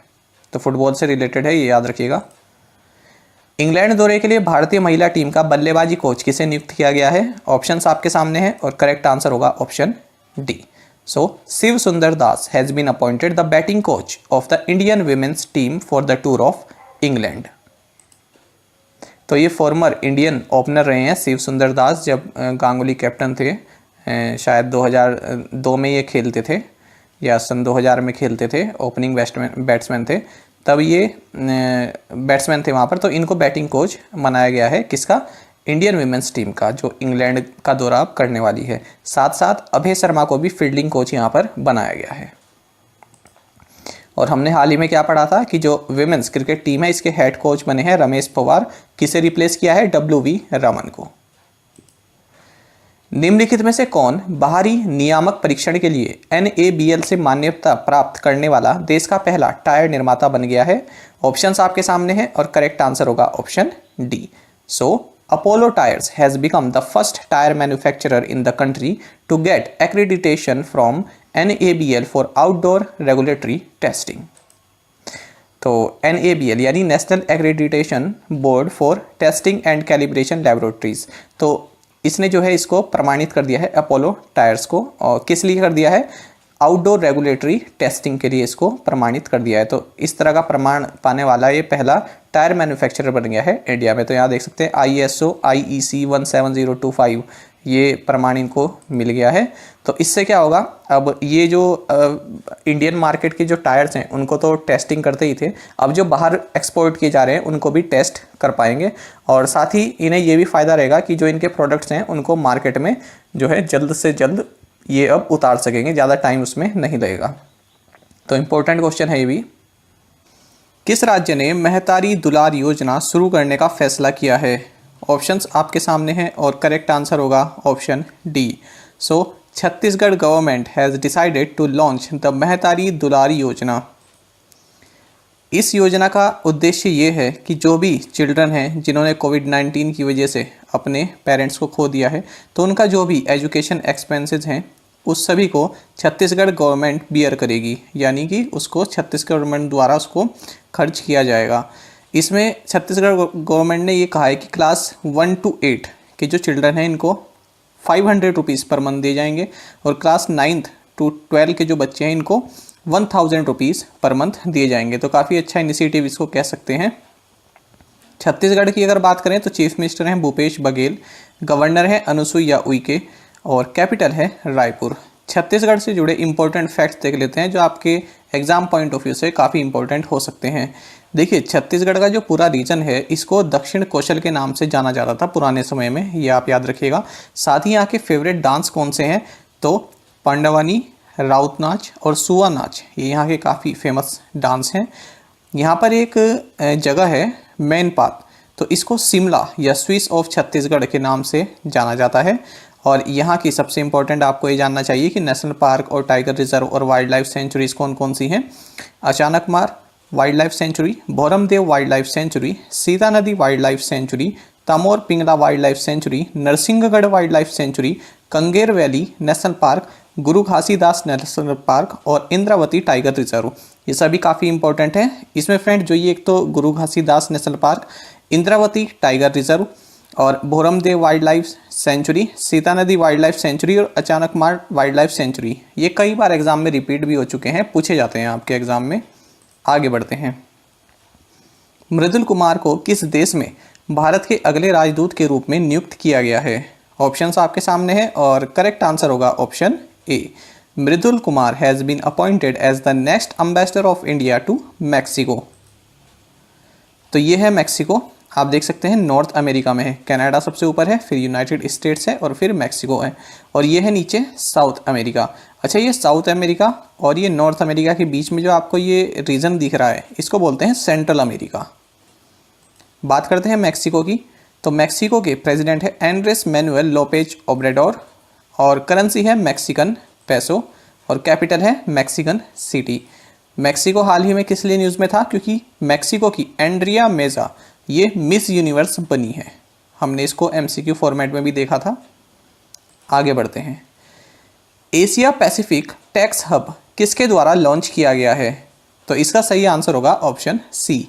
Asia Pacific tax hub is launched by Asian Development Bank. देखिए, जानते हैं इसके बारे में। एशियन डेवलपमेंट बैंक ने एशिया पैसिफिक टैक्स हब को लॉन्च किया है। देखिए, इनका ये कहना है कि जो डेवलपिंग एशियन कंट्रीज़ हैं तो इनको अगर अपने यहाँ से जो गरीबी है उसको हटाना है तो प्रतिवर्ष 1.5 ट्रिलियन डॉलर इनको इन्वेस्ट करना ही होगा, तभी यहाँ से जो पॉवर्टी है वो हटाई जा सकती है या कम की जा सकती है। और क्वालिटी एजुकेशन प्रोवाइड करानी होगी, साथ ही कार्बन टैक्स आपको लगाना होगा ताकि आप ग्रीन एनर्जी में इन्वेस्ट कर सके। लेकिन यहाँ पर जो एशियन कंट्रीज़ हैं, आपने देखा होगा, चाहे इंडिया की ही बात हो, यहाँ पर जो टैक्स रेवेन्यू है वो ज़्यादा नहीं मिल पाता है, क्योंकि जो कंपनीज़ हैं ये भी टैक्स इवेजन करती हैं, यानी कि कुछ इस तरह के लूप होल्स हमारे कानूनों में देख लेती हैं कि जिससे ये टैक्स से बच सके, टैक्स चोरी कर जाते हैं। तो इसी तरह का कॉरपोरेशन यहाँ पर एशियन डेवलपमेंट बैंक बनाना चाहता है, जिसमें कि ये एशियन डेवलपमेंट के जो अधिकारी हैं, IMF ऑफिशियल्स जो हैं, OECD कंट्रीज़ जो हैं और वर्ल्ड बैंक, तो इन सभी के जो भी मेंबर्स हैं, जो भी ऑफिशियल्स हैं, ये सभी मिलकर कुछ इस तरह की नीति बनाएं, एक यूनिलेटरल टैक्स कॉरपोरेशन इस तरह का बनाएं कि इन सभी चीज़ों पर ध्यान दिया जा सके, ये जो टैक्स इवेजन जैसी घटनाएं हैं और इनको हटाया जा सके और टैक्स कॉरपोरेशन हो सके। तो इसीलिए ये एशिया पैसिफिक टैक्स हब बनाया गया है। साथ ही ADB जो एशियन डेवलपमेंट बैंक है, इसका हेडक्वार्टर्स मंदालियोंग या मनीला फिलीपींस में है और इसके प्रेसिडेंट हैं मासात्सुगु असाकावा। किस देश ने अपना सबसे शक्तिशाली सुपर कंप्यूटर सिमॉर्ग लॉन्च किया है? ऑप्शंस आपके सामने हैं और करेक्ट आंसर होगा option A. So Iran has launched its most powerful supercomputer सिमॉर्ग।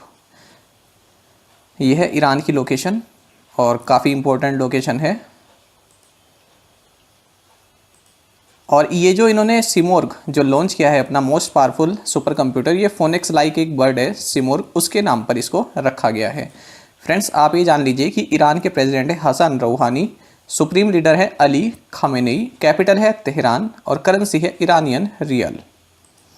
देखिए, ईरान के मेजर पोर्ट्स जान लेते हैं, क्योंकि यहाँ से भी पूछ लिया जाता है क्वेश्चन। एक तो बंदर अब्बास, छाबहार पोर्ट आपने सुना होगा, कीस आइलैंड, बुशेहर और बंदर खोमेनी, ये सभी ईरान के मेजर पोर्ट्स हैं। साथ ही इसमें आप ये जानिएगा, एक तो छाबहार पोर्ट तो आपने सुना होगा, साथ ही बंदर अब्बास, ये भी फ्रेंड्स एग्जाम में पूछा जाता है, SSC जैसे एग्जाम्स में पूछ लिया जाता है। अच्छा, और ईरान हाल ही में किस लिए न्यूज़ में रहा है? देखिए, ONGC जो भारत जो ONGC की जो इंटरनेशनल आर्म है, ठीक है। तो इस ONGC ने ईरान में एक फरजत बी गैस फील्ड इसको डिस्कवर किया था, लेकिन अब जो इसका कॉन्ट्रैक्ट है वो ईरान ने किसी और कंपनी को दे दिया है, किसी एक प्राइवेट प्लेयर को दे दिया है, तो इंडिया को यहाँ पर शामिल नहीं किया गया है, तो इसलिए भी ये चर्चा में रहा है। तो याद रखिए फरजत बी गैस फील्ड ये ईरान के अथॉरिटी में आती है। विश्व मधुमक्खी दिवस किस दिन मनाया जाता है? ऑप्शंस आपके सामने है और करेक्ट आंसर होगा option C. So World Bee Day is celebrated on May 20। तो यूनाइटेड नेशंस द्वारा मनाया जाता है, इसलिए काफ़ी इंपॉर्टेंट डे है ये। और इस बार 2021 में इसका थीम है be engaged build back better for bees. निम्नलिखित में से कौन कोविड संबंधित सामानों के डोनेशन पर GST रिफंड देने वाला पहला राज्य बन गया है? ऑप्शंस आपके सामने हैं और करेक्ट आंसर होगा option C. So Haryana has become the first state to allow reimbursement of GST paid on covid related donations.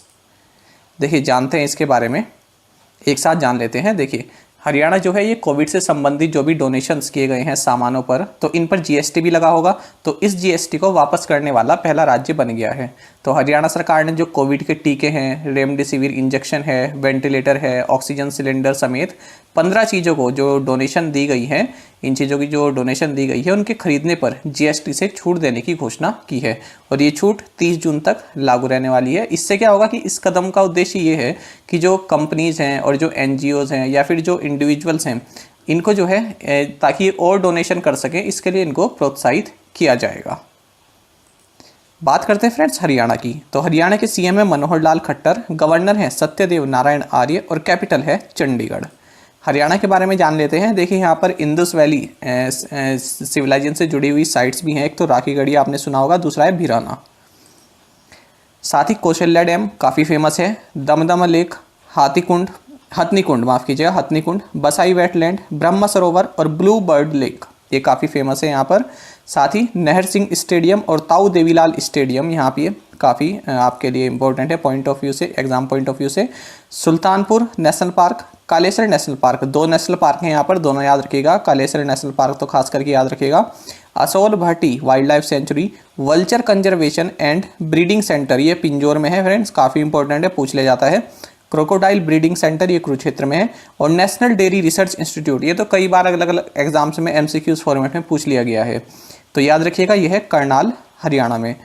ठीक है फ्रेंड्स। अच्छा, साथ ही ये भी याद रखिएगा कि सूरजकुंड मेला जो यहाँ पर रखता है फरीदाबाद में, उसको भी आप याद रखिएगा। नेक्स्ट क्वेश्चन है हमारे पास, WWF की एक रिपोर्ट के अनुसार हिम तेंदुए की कितने प्रतिशत से अधिक निवास स्थान का पता नहीं चला है? ऑप्शंस आपके सामने हैं और करेक्ट आंसर है option C. So friends, as per a report by the WWF, more than 70% habitat of the snow leopard remains unexplored.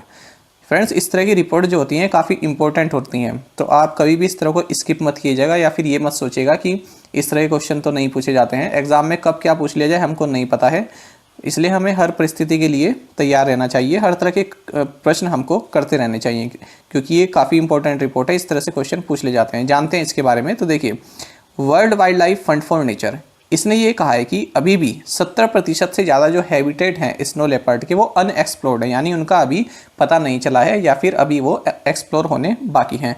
तो ये world wild life fund for nature की रिपोर्ट, इन्होंने एक रिपोर्ट यहाँ पर जारी की है, over 100 years of snow leopard research, इस नाम से। तो इस रिपोर्ट में ये बात कही गई है। साथ ही इन्होंने ये कहा है कि सबसे ज़्यादा जो स्नो लेपर्ड रिसर्च की जाती है नेपाल, इंडिया और चाइना में की जाती है। और आपको बता दें कि स्नो लेपर्ड, इसका जो बायोनोमियल नेम है ये है पैंथेरा उनसिया, और IUCN की जो रेड लिस्ट है इसमें वल्नरेबल कैटेगरी में इसको रखा गया है। और भारत में जम्मू एंड कश्मीर, लद्दाख, उत्तराखंड, हिमाचल प्रदेश, सिक्किम और अरुणाचल प्रदेश में स्नो लेपर्ड की उपस्थिति दर्ज की गई है। साथ ही अगर हम बात करें world wild life fund for nature की, तो इसका हेडक्वार्टर्स ग्लैंड स्विट्ज़रलैंड में है, और इसका सिंबल या फिर आप इसका जो लोगो कह सकते हैं ये है जायंट पांडा। ये कई बार एग्जाम में पूछा जा चुका है, जो काफ़ी सालों से एग्जाम दे रहे होंगे उनको मालूम होगा कि पूछा जाता है कि इसका सिंबल क्या है, world wild life fund for nature का लोगो क्या है। तो यहाँ पर कन्फ्यूजन हो जाता है, एक तो जायंट पांडा दिया जाता है, दूसरा ऑप्शन दिया जाता है रेड पांडा, तो इसी में आपको कन्फ्यूजन हो जाता है, इसलिए इसको याद रखिएगा। आलोक रंजन झा को किस देश में भारत के अगले राजदूत के रूप में नियुक्त किया गया है? सही आंसर होगा option C. Alok Ranjan Jha appointed as the next ambassador of India to Belarus.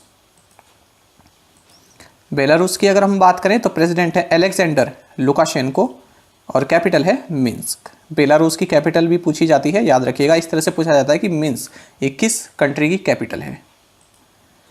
और करेंसी है बेलारूसियन रूबल। वेमुरी सुधाकर जिनका हाल ही में निधन हो गया, किस खेल से जुड़े हुए थे? सही आंसर होगा option D. So Vemuri Sudhakar who passed away recently was associated with badminton. आप यहां पर देख भी सकते हैं, international badminton umpire Sudhakar falls to कोविड-19। तो देखिए वेमुरी सुधाकर ये बैडमिंटन ऑफिशियल रहे हैं और इन्होंने वर्ल्ड वाइड इस में काम किया है, बैडमिंटन के क्षेत्र में इन्होंने काम किया है। 3 ओलंपिक्स में ये ऑफिशिएट भी कर चुके हैं, यानी रेफरी की तरह कार्य भी कर चुके हैं। MCCIA ने नाबार्ड के सहयोग से किस शहर में भारत का पहला कृषि निर्यात सुविधा केंद्र शुरू किया है? ऑप्शंस आपके सामने हैं और करेक्ट आंसर होगा ऑप्शन ए।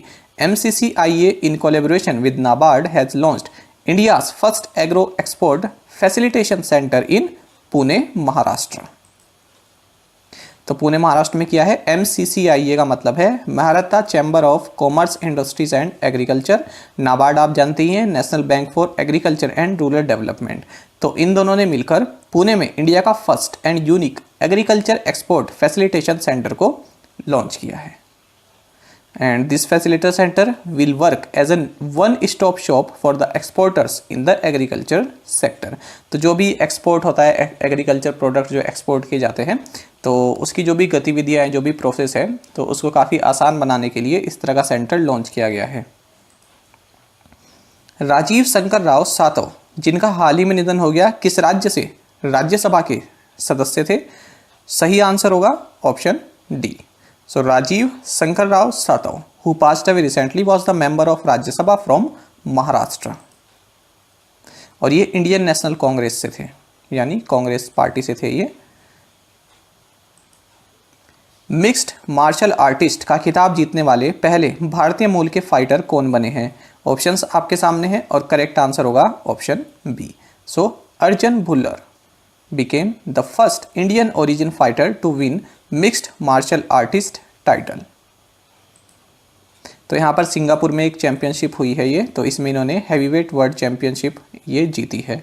क्या नाम है? अर्जुन भुल्लर। ये आप याद रखिएगा। किसे हराया है ये तो इतना इंपॉर्टेंट नहीं है इस पर्टिकुलर क्वेश्चन में, बस आप ये याद रखिएगा कि अर्जुन भुल्लर बने हैं। निम्नलिखित में से किसने स्टार एक्सपोर्ट हाउस अवार्ड जीता है? ऑप्शंस आपके सामने हैं और करेक्ट आंसर होगा option D. Shri Malani Foams Private Limited won Star Export House Award. ये क्वेश्चन किस लिए इंपॉर्टेंट हो जाता है? क्योंकि ये जो अवार्ड है किसके द्वारा दिया गया है? Ministry of Commerce and Industry के द्वारा दिया गया है। पढ़ सकते हैं आप, Shri Malani Foams Private Limited wins the Star Export House Award by the Ministry of Commerce and Industry. और बाकी मैंने आपको बता दिया। साथ ही आपको बता दें कि जो ये श्री मलानी फोम्स है, ये मैट्रेस और जो मैट्रेस कंपोनेंट्स होते हैं इसके लार्जेस्ट एक्सपोर्टर हैं भारत से। यूनेस्को की विश्व धरोहर स्थलों की अस्थायी सूची में कितने भारतीय स्थानों को जोड़ा गया है? ऑप्शंस आपके सामने हैं और करेक्ट आंसर होगा option B. So 6 Indian places have been added to the tentative list of UNESCO World Heritage sites. और ये घोषणा की है जो हमारे कल्चर एंड टूरिज्म मिनिस्टर हैं प्रहलाद पटेल ने। तो यूनेस्को का मतलब है United Nations Educational Scientific and Cultural Organization और इसका हेडक्वार्टर्स पेरिस फ्रांस में है। तो देखिए सबसे पहले आप ये जान लीजिए कौन कौन सी साइट्स हैं। तो मध्य प्रदेश की सतपुड़ा टाइगर रिजर्व और बेड़ा घाट, और आपका उत्तर प्रदेश में जो रिवर फ्रंट है वाराणसी का, ये मराठा मिलिट्री आर्किटेक्चर महाराष्ट्र में, और हीरे बेंकल ये कर्नाटक में है, और टेम्पल्स ऑफ कांचीपुरम तमिलनाडु। इन सभी को टेंटेटिव लिस्ट में ऐड किया गया है, ये आप याद रखिएगा। देखिए किसी भी साइट को UNESCO World heritage site declare करने से पहले उसे टेंटेटिव लिस्ट यानी अस्थायी सूची में रखा जाता है 1 साल के लिए, फिर बाद में इस सूची से फाइनल सिलेक्शन किया जाता है। साथ ही अगर हम बात करें, देखिए ये मैंने आपको बता दिया है, और इस तरह की गाइडलाइन 2019 में जारी की गई थी। और अब तक भारत की जो टोटल टेंटेटिव लिस्ट जो है इसमें 48 इंडियन साइट्स हैं। तो ये अभी टेंटेटिव है, ये फाइनल नहीं हुई है। साथ ही आपको ये भी जानना चाहिए कि फ़िलहाल भारत में जो है 38 वर्ल्ड हेरिटेज साइट्स हैं, 38 वर्ल्ड हेरिटेज साइट्स हैं। ये टेंटेटिव की बात नहीं, और ये जो फाइनल है 38 वर्ल्ड हेरिटेज साइट्स हैं जिन्हें यूनेस्को से दर्जा मिला हुआ है, और सबसे ज़्यादा महाराष्ट्र से हैं।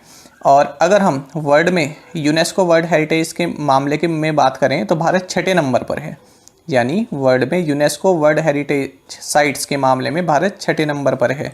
और सबसे ज़्यादा वर्ल्ड हेरिटेज साइट्स कहाँ पर हैं? इटली और चाइना में, दोनों में 55-55 वर्ल्ड हेरिटेज साइट्स हैं। तो ये आप देख सकते हैं 6 की 6 साइट्स यहाँ पर लिखी हुई हैं। आगे बढ़ते हैं। दूरदर्शन द्वारा शुरू किए जाने वाले नए अंतर्राष्ट्रीय चैनल का नाम बताएं। ऑप्शंस आपके सामने हैं और करेक्ट आंसर होगा option D. So DD International is the new international channel to be launched by Doordarshan. तो देखिए, जो दूरदर्शन है ये जल्द ही अपना एक नया इंटरनेशनल वर्जन लॉन्च करने वाला है जिसका नाम होगा डीडी इंटरनेशनल। जैसे आपने नाम सुना होगा बीबीसी वर्ल्ड, तो इसी तरह से डीडी इंटरनेशनल भी लॉन्च होगा। क्या ज़रूरत पड़ी? देखिए, कोविड के केसेस की वजह से, जो कोविड में भारत जिस स्थिति से गुजर रहा है, तो उसे देखते हुए आपको पता होगा कि फॉरेन मीडिया में काफ़ी भारत की आलोचना भी हो रही है और अलग अलग तरह से पेश किया जा रहा है। तो इसी तरह से भारत चाहता है कि अपना अगर एक नया इंटरनेशनल चैनल हो तो उसमें हम भारत का क्या पॉइंट ऑफ व्यू है, भारत में रियलिटी क्या है, उसको दर्शाया जा सके। तो इसीलिए लॉन्च करने वाले हैं। तो आपको बता दें कि जो दूरदर्शन है इसकी पेरेंट बॉडी है प्रसार भारती। तो इसी के लिए जो है एक डिटेल प्रोजेक्ट रिपोर्ट भी मांगी है। आपको बता दें कि जो प्रसार भारती है ये भारत की लार्जेस्ट पब्लिक ब्रॉडकास्टिंग एजेंसी है। इसका हेडक्वार्टर्स न्यू दिल्ली में है और दूरदर्शन और ऑल इंडिया रेडियो इसी के अंतर्गत आते हैं, प्रसार भारती के। प्रसार भारती की अगर बात करें तो सीईओ है शशि शेखर वेम्पति और चेयरपर्सन है ए सूर्य प्रकाश। 2021 एशिया कप जिसे अब रद्द कर दिया गया है किस देश में आयोजित होने वाला था? ऑप्शंस आपके सामने हैं और करेक्ट आंसर होगा option C. 2021 Asia Cup was scheduled to be held in Sri Lanka, और अब इसको जो है कॉल्ड ऑफ कर दिया गया है, यानी अब इसको स्थगित कर दिया गया है कोविड-19 की वजह से। लास्ट बार ये 2018 में हुआ था। 21 मई को कौन सा दिन मनाया जाता है? ऑप्शंस आपके सामने हैं और करेक्ट आंसर होगा ऑप्शन ए। तो May 21 is observed as anti terrorism day, या जिसे आप हिंदी में बोलेंगे आतंकवाद विरोधी दिवस। ये हर साल मनाया जाता है। क्यों मनाया जाता है? क्योंकि इसी दिन 1991 में, यानी 1991 में जो हमारे पूर्व प्रधानमंत्री रहे हैं राजीव गांधी, इनकी हत्या कर दी गई थी। और देखिए, 21 मई 1991 को तमिलनाडु के श्री पेरम्बदूर में जो है पूर्व प्रधानमंत्री राजीव गांधी की हत्या कर दी गई थी। तो इनके जब ये कैंपेन कर रहे थे वहाँ पर इलेक्शन के लिए, तो इनके पैर छूने के लिए एक लेडी, एक औरत जैसे ही झुकी, उसने अपने शरीर पर विस्फोटक लगाया हुआ था। तो तुरंत जैसे ही इनके पैर छूने के लिए झुकी वो, तो तुरंत से धमाका हुआ और इसी में इनकी हत्या हो गई थी। और उस वक्त जो वीपी सिंह गवर्नमेंट है, इन्होंने बाद में वीपी सिंह गवर्नमेंट ने डिसाइड किया कि हम इसको एंटी टेररिज्म डे के रूप में मनाएंगे। और अगर हम राजीव गांधी से जुड़े हाल ही के करंट अफेयर्स की बात करें तो देखिए, सीबीआई ऑफिसर रहे हैं के रघुथमन। तो इन्होंने ही राजीव गांधी केस को जो है इसमें जांच किया था। सीबीआई ऑफिसर थे और इनकी हाल ही में जो है मृत्यु हो गई है। ये हमने एमसीक्यू फॉर्मेट में भी देखा था, तो याद रखिएगा। किस राज्य ने MOMA market mobile app launch किया है? ऑप्शंस आपके सामने हैं और करेक्ट आंसर होगा option A. So Manipur state launch the MOMA market mobile app. तो चीफ मिनिस्टर जो हैं मणिपुर के एन बीरेन सिंह, इन्होंने इस मोबाइल ऐप को लॉन्च किया है। और इस मोबाइल ऐप के थ्रू जो भी निवासी हैं वहाँ कर स्टेट के निवासी जो हैं वो वेजिटेबल्स, फ्रेश वेजिटेबल्स को ऑर्डर कर सकते हैं और उसकी डिलीवरी इनके बिल्कुल डोर पर ही उपलब्ध करा दी जाएगी। अगर हम मणिपुर की बात करें तो गवर्नर हैं यहाँ की नजमा हेपतुल्ला, कैपिटल है इम्फाल। फ्रेंड्स, मणिपुर से जुड़े इंपॉर्टेंट कुछ स्ट्रैटेजी के देख लेते हैं। देखिए, पहले तो आप ये जान लीजिए, जूको वैली ये हाल ही में चर्चा में थी क्योंकि यहाँ पर आगजनी की घटना सामने आई थी। यहाँ पर आग जो है आगजनी काफ़ी हो गई थी। और ये बता दें आपको कि नागालैंड और मणिपुर के बॉर्डर पर स्थित है जूको वैली। याद रखिएगा, पूछ लिया जाता है। साथ ही मणिपुर के जो मेन फेस्टिवल्स हैं ये है डोल जात्रा, लाई हरोबा, जगोई डांस काफ़ी फेमस है यहाँ का, और रासलीला। साथ ही श्री गोवंदी जी टेम्पल, शहीद मीनार, नूपी लेन जहाँ पर विमेंस वार मेमोरियल कॉम्प्लेक्स है, INA मेमोरियल मोइरांग में है ये, Loktak lake, Keibul Lamjao national park दोनों ही काफ़ी इंपॉर्टेंट है, मोरे सिरोय हिल्स यहाँ पर है, इंडिया पीस मेमोरियल जिसे रेड हिल कहते हैं ये भी मणिपुर में लोकेटेड है। साथ ही आप ये भी जान लीजिएगा संगाई डियर ये फ्रेंड्स केवल मणिपुर में ही पाया जाता है, तो ये काफ़ी इंपॉर्टेंट फैक्ट है और पूछ लिया जाता है, SSC एग्जाम में पूछ लिया जाता है। तो देखिए मैं आपको बता देता हूँ, देखिए ये जो आप देख रहे हैं ये लोकटक लेक है, और इसमें जो आप ये ग्रीन लैंड मास देख रहे हैं ना, ये राउंड में ग्रीन लैंड मास जो है इनको बोलते हैं फुमडीज। तो ये ऊपर फ्लोट करती रहती हैं, तैरती रहती हैं इसमें, लेकिन कभी भी ये डूबती नहीं है इसमें। और इसी तरह की जो ये फुमडीज हैं इन्हीं पर ये है वो लेमजाओ जो नेशनल पार्क मैंने आपको बताया, तो वो इसी पर लोकेटेड है और इसी नेशनल पार्क पर पाया जाता है ये संगाई डियर। साथ ही अगर हम मणिपुर से जुड़े करंट अफेयर्स की बात करें तो यहाँ के chief minister N Biren Singh ने हाल ही में M पेंशन मणिपुर इस मोबाइल ऐप को भी लॉन्च किया था, और अमित शाह ने मणिपुर में थोबल डैम इसको भी इनॉग्रेट किया था। साथ ही आपको बता दें कि मणिपुर जो है वन धन विकास योजना के लिए एक मॉडल स्टेट के रूप में उभरा है। ये भी हमने MCQ फॉर्मेट में कवर किए थे, तीनों ही क्वेश्चन कवर किए थे। अच्छा, जो ये M पेंशन है इसको मणिपुर हटा के इस तरह से पूछा जा सकता है कि M पेंशन ऐप किस राज्य में लॉन्च किया गया, तो आंसर होगा मणिपुर।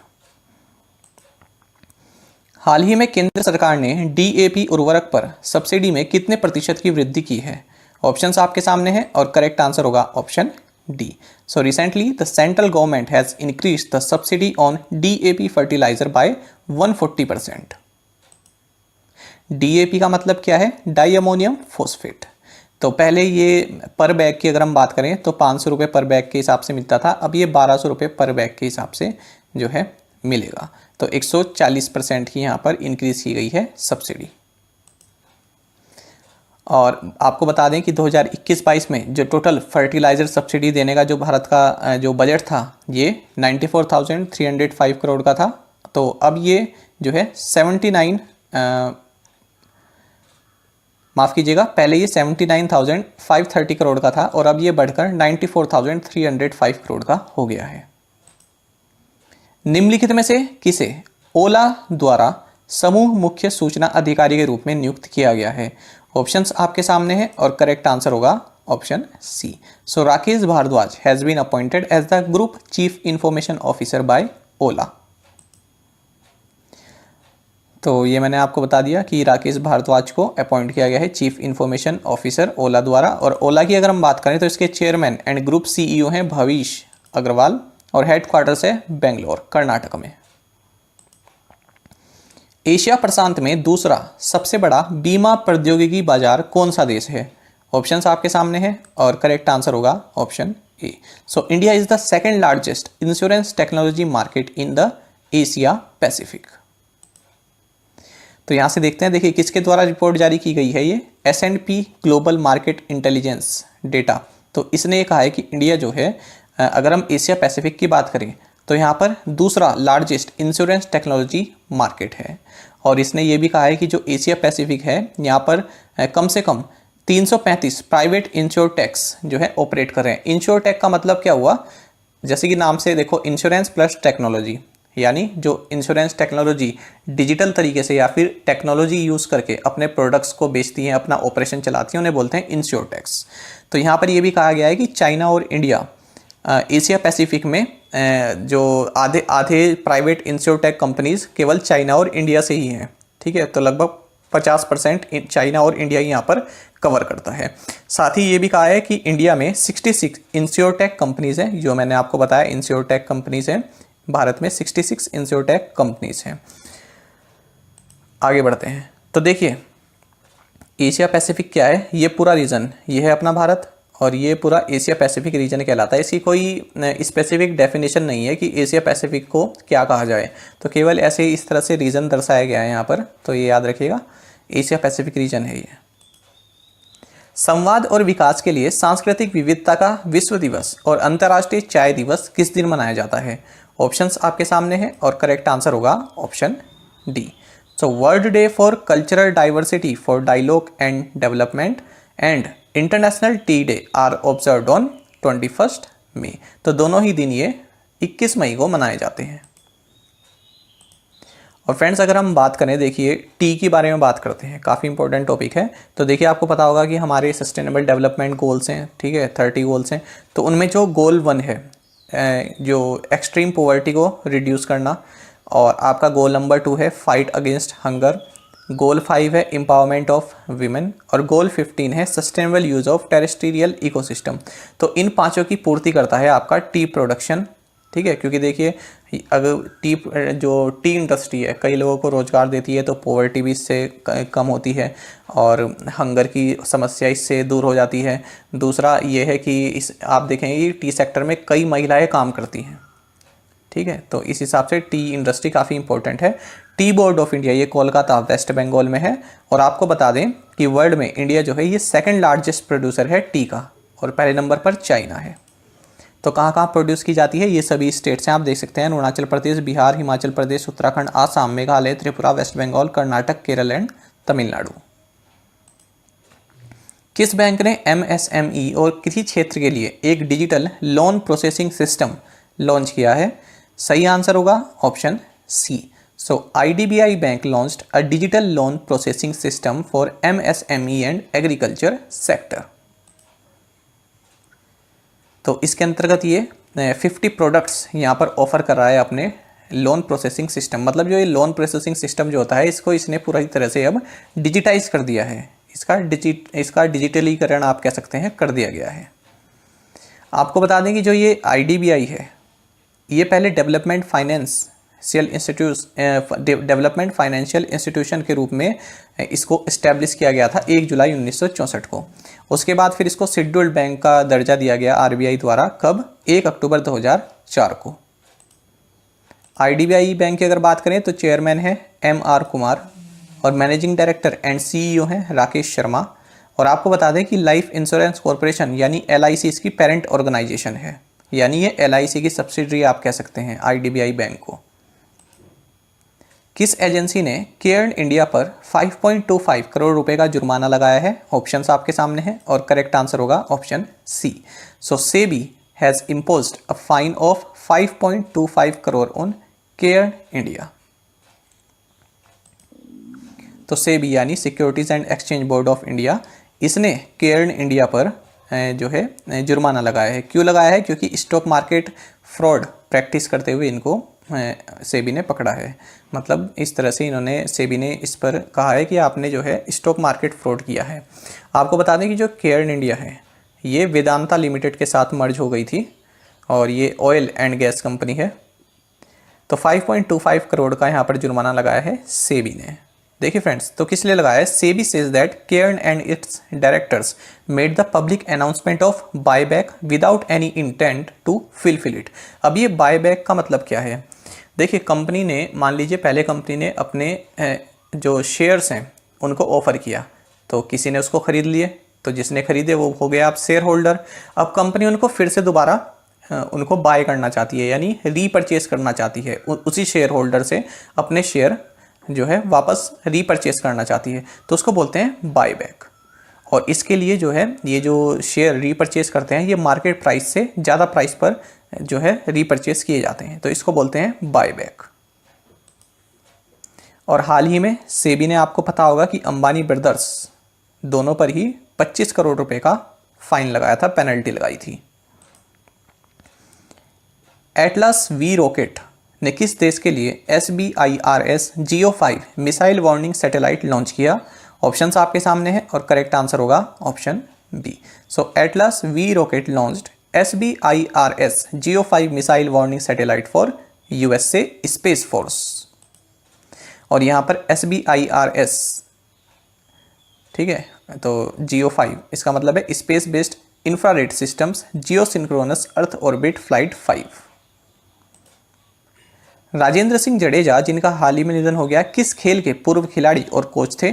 ऑप्शंस आपके सामने हैं और करेक्ट आंसर होगा option B. So Rajendra Singh Jadeja who passed away recently was a former player and coach of cricket.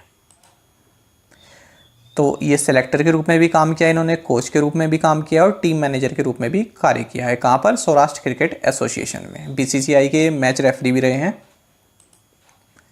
निम्नलिखित में से किसने वर्धमान हेल्थ स्पेशलिटीज को 40 मिलियन US$ में अधिग्रहित किया है, यानी एक्वायर किया है? तो इसका सही आंसर होगा option A. So Acnamed has acquired Vardhman health specialities for 40 million US$। तो ये बेंगलुरु बेस्ड एक कंपनी है जो कि फार्मा सेक्टर में कार्य करती है, हेल्थ सेक्टर में कार्य करती है। इस तरह से वर्धमान हेल्थ स्पेशलिटीज़ है, ये भी हेल्थ प्रोडक्ट्स बनाती है, तो इसको एक्वायर कर लिया है। JK दत्त, जिनका हाल ही में निधन हो गया, किस एजेंसी के महानिदेशक थे? ऑप्शंस आपके सामने हैं और करेक्ट आंसर होगा option B. JK Dutt who passed away recently was the director general of National Security Guards, यानी NSG, इसके डायरेक्टर जनरल थे ये। तो देखिए, आपको पता होगा 26/11 मुंबई अटैक जो हुआ था, तो इसमें कई स्थानों को टारगेट किया गया था। लश्कर तैयबा के जो टेररिस्ट थे, जैसे ताज होटल को, नरीमन हाउस को, छत्रपति शिवाजी महाराज टर्मिनस जो है वहाँ पर, तो इन सभी में अटैक हुआ था। तो इसमें इन्होंने काफ़ी अहम भूमिका निभाई थी, क्योंकि यहाँ पर NSG द्वारा ऑपरेशन ब्लैक टोर्नेडो इसको लॉन्च किया गया था। जो भी छुपे हुए आतंकवादी थे उनको बाहर निकालना, ये ऑपरेशन था 26/11 मुंबई अटैक से रिलेटेड, ऑपरेशन ब्लैक टोर्नेडो। तो इसको हेड किया था इन्होंने और इनका हाल ही में निधन हो गया है। और साथ में आप सभी करंट अफेयर्स फंडा को टेलीग्राम पर भी ज्वाइन कर सकते हैं। यहाँ पर रेगुलर वीडियो अपडेट्स और करंट क्विजेस हम आप सभी के लिए डालते हैं। साथ ही डिस्कशन ग्रुप में आप किसी भी क्वेश्चन का सॉल्यूशन पा सकते हैं। दोस्तों, यहाँ पर करंट अफेयर्स की प्लेलिस्ट दी गई है, इसको जरूर देखें और अपने दोस्तों के साथ व्हाट्सएप एंड टेलीग्राम पर शेयर करें, लाइक करें और कमेंट करके बताइएगा कि ये वीडियो आपको कैसी लगी। Thank you guys.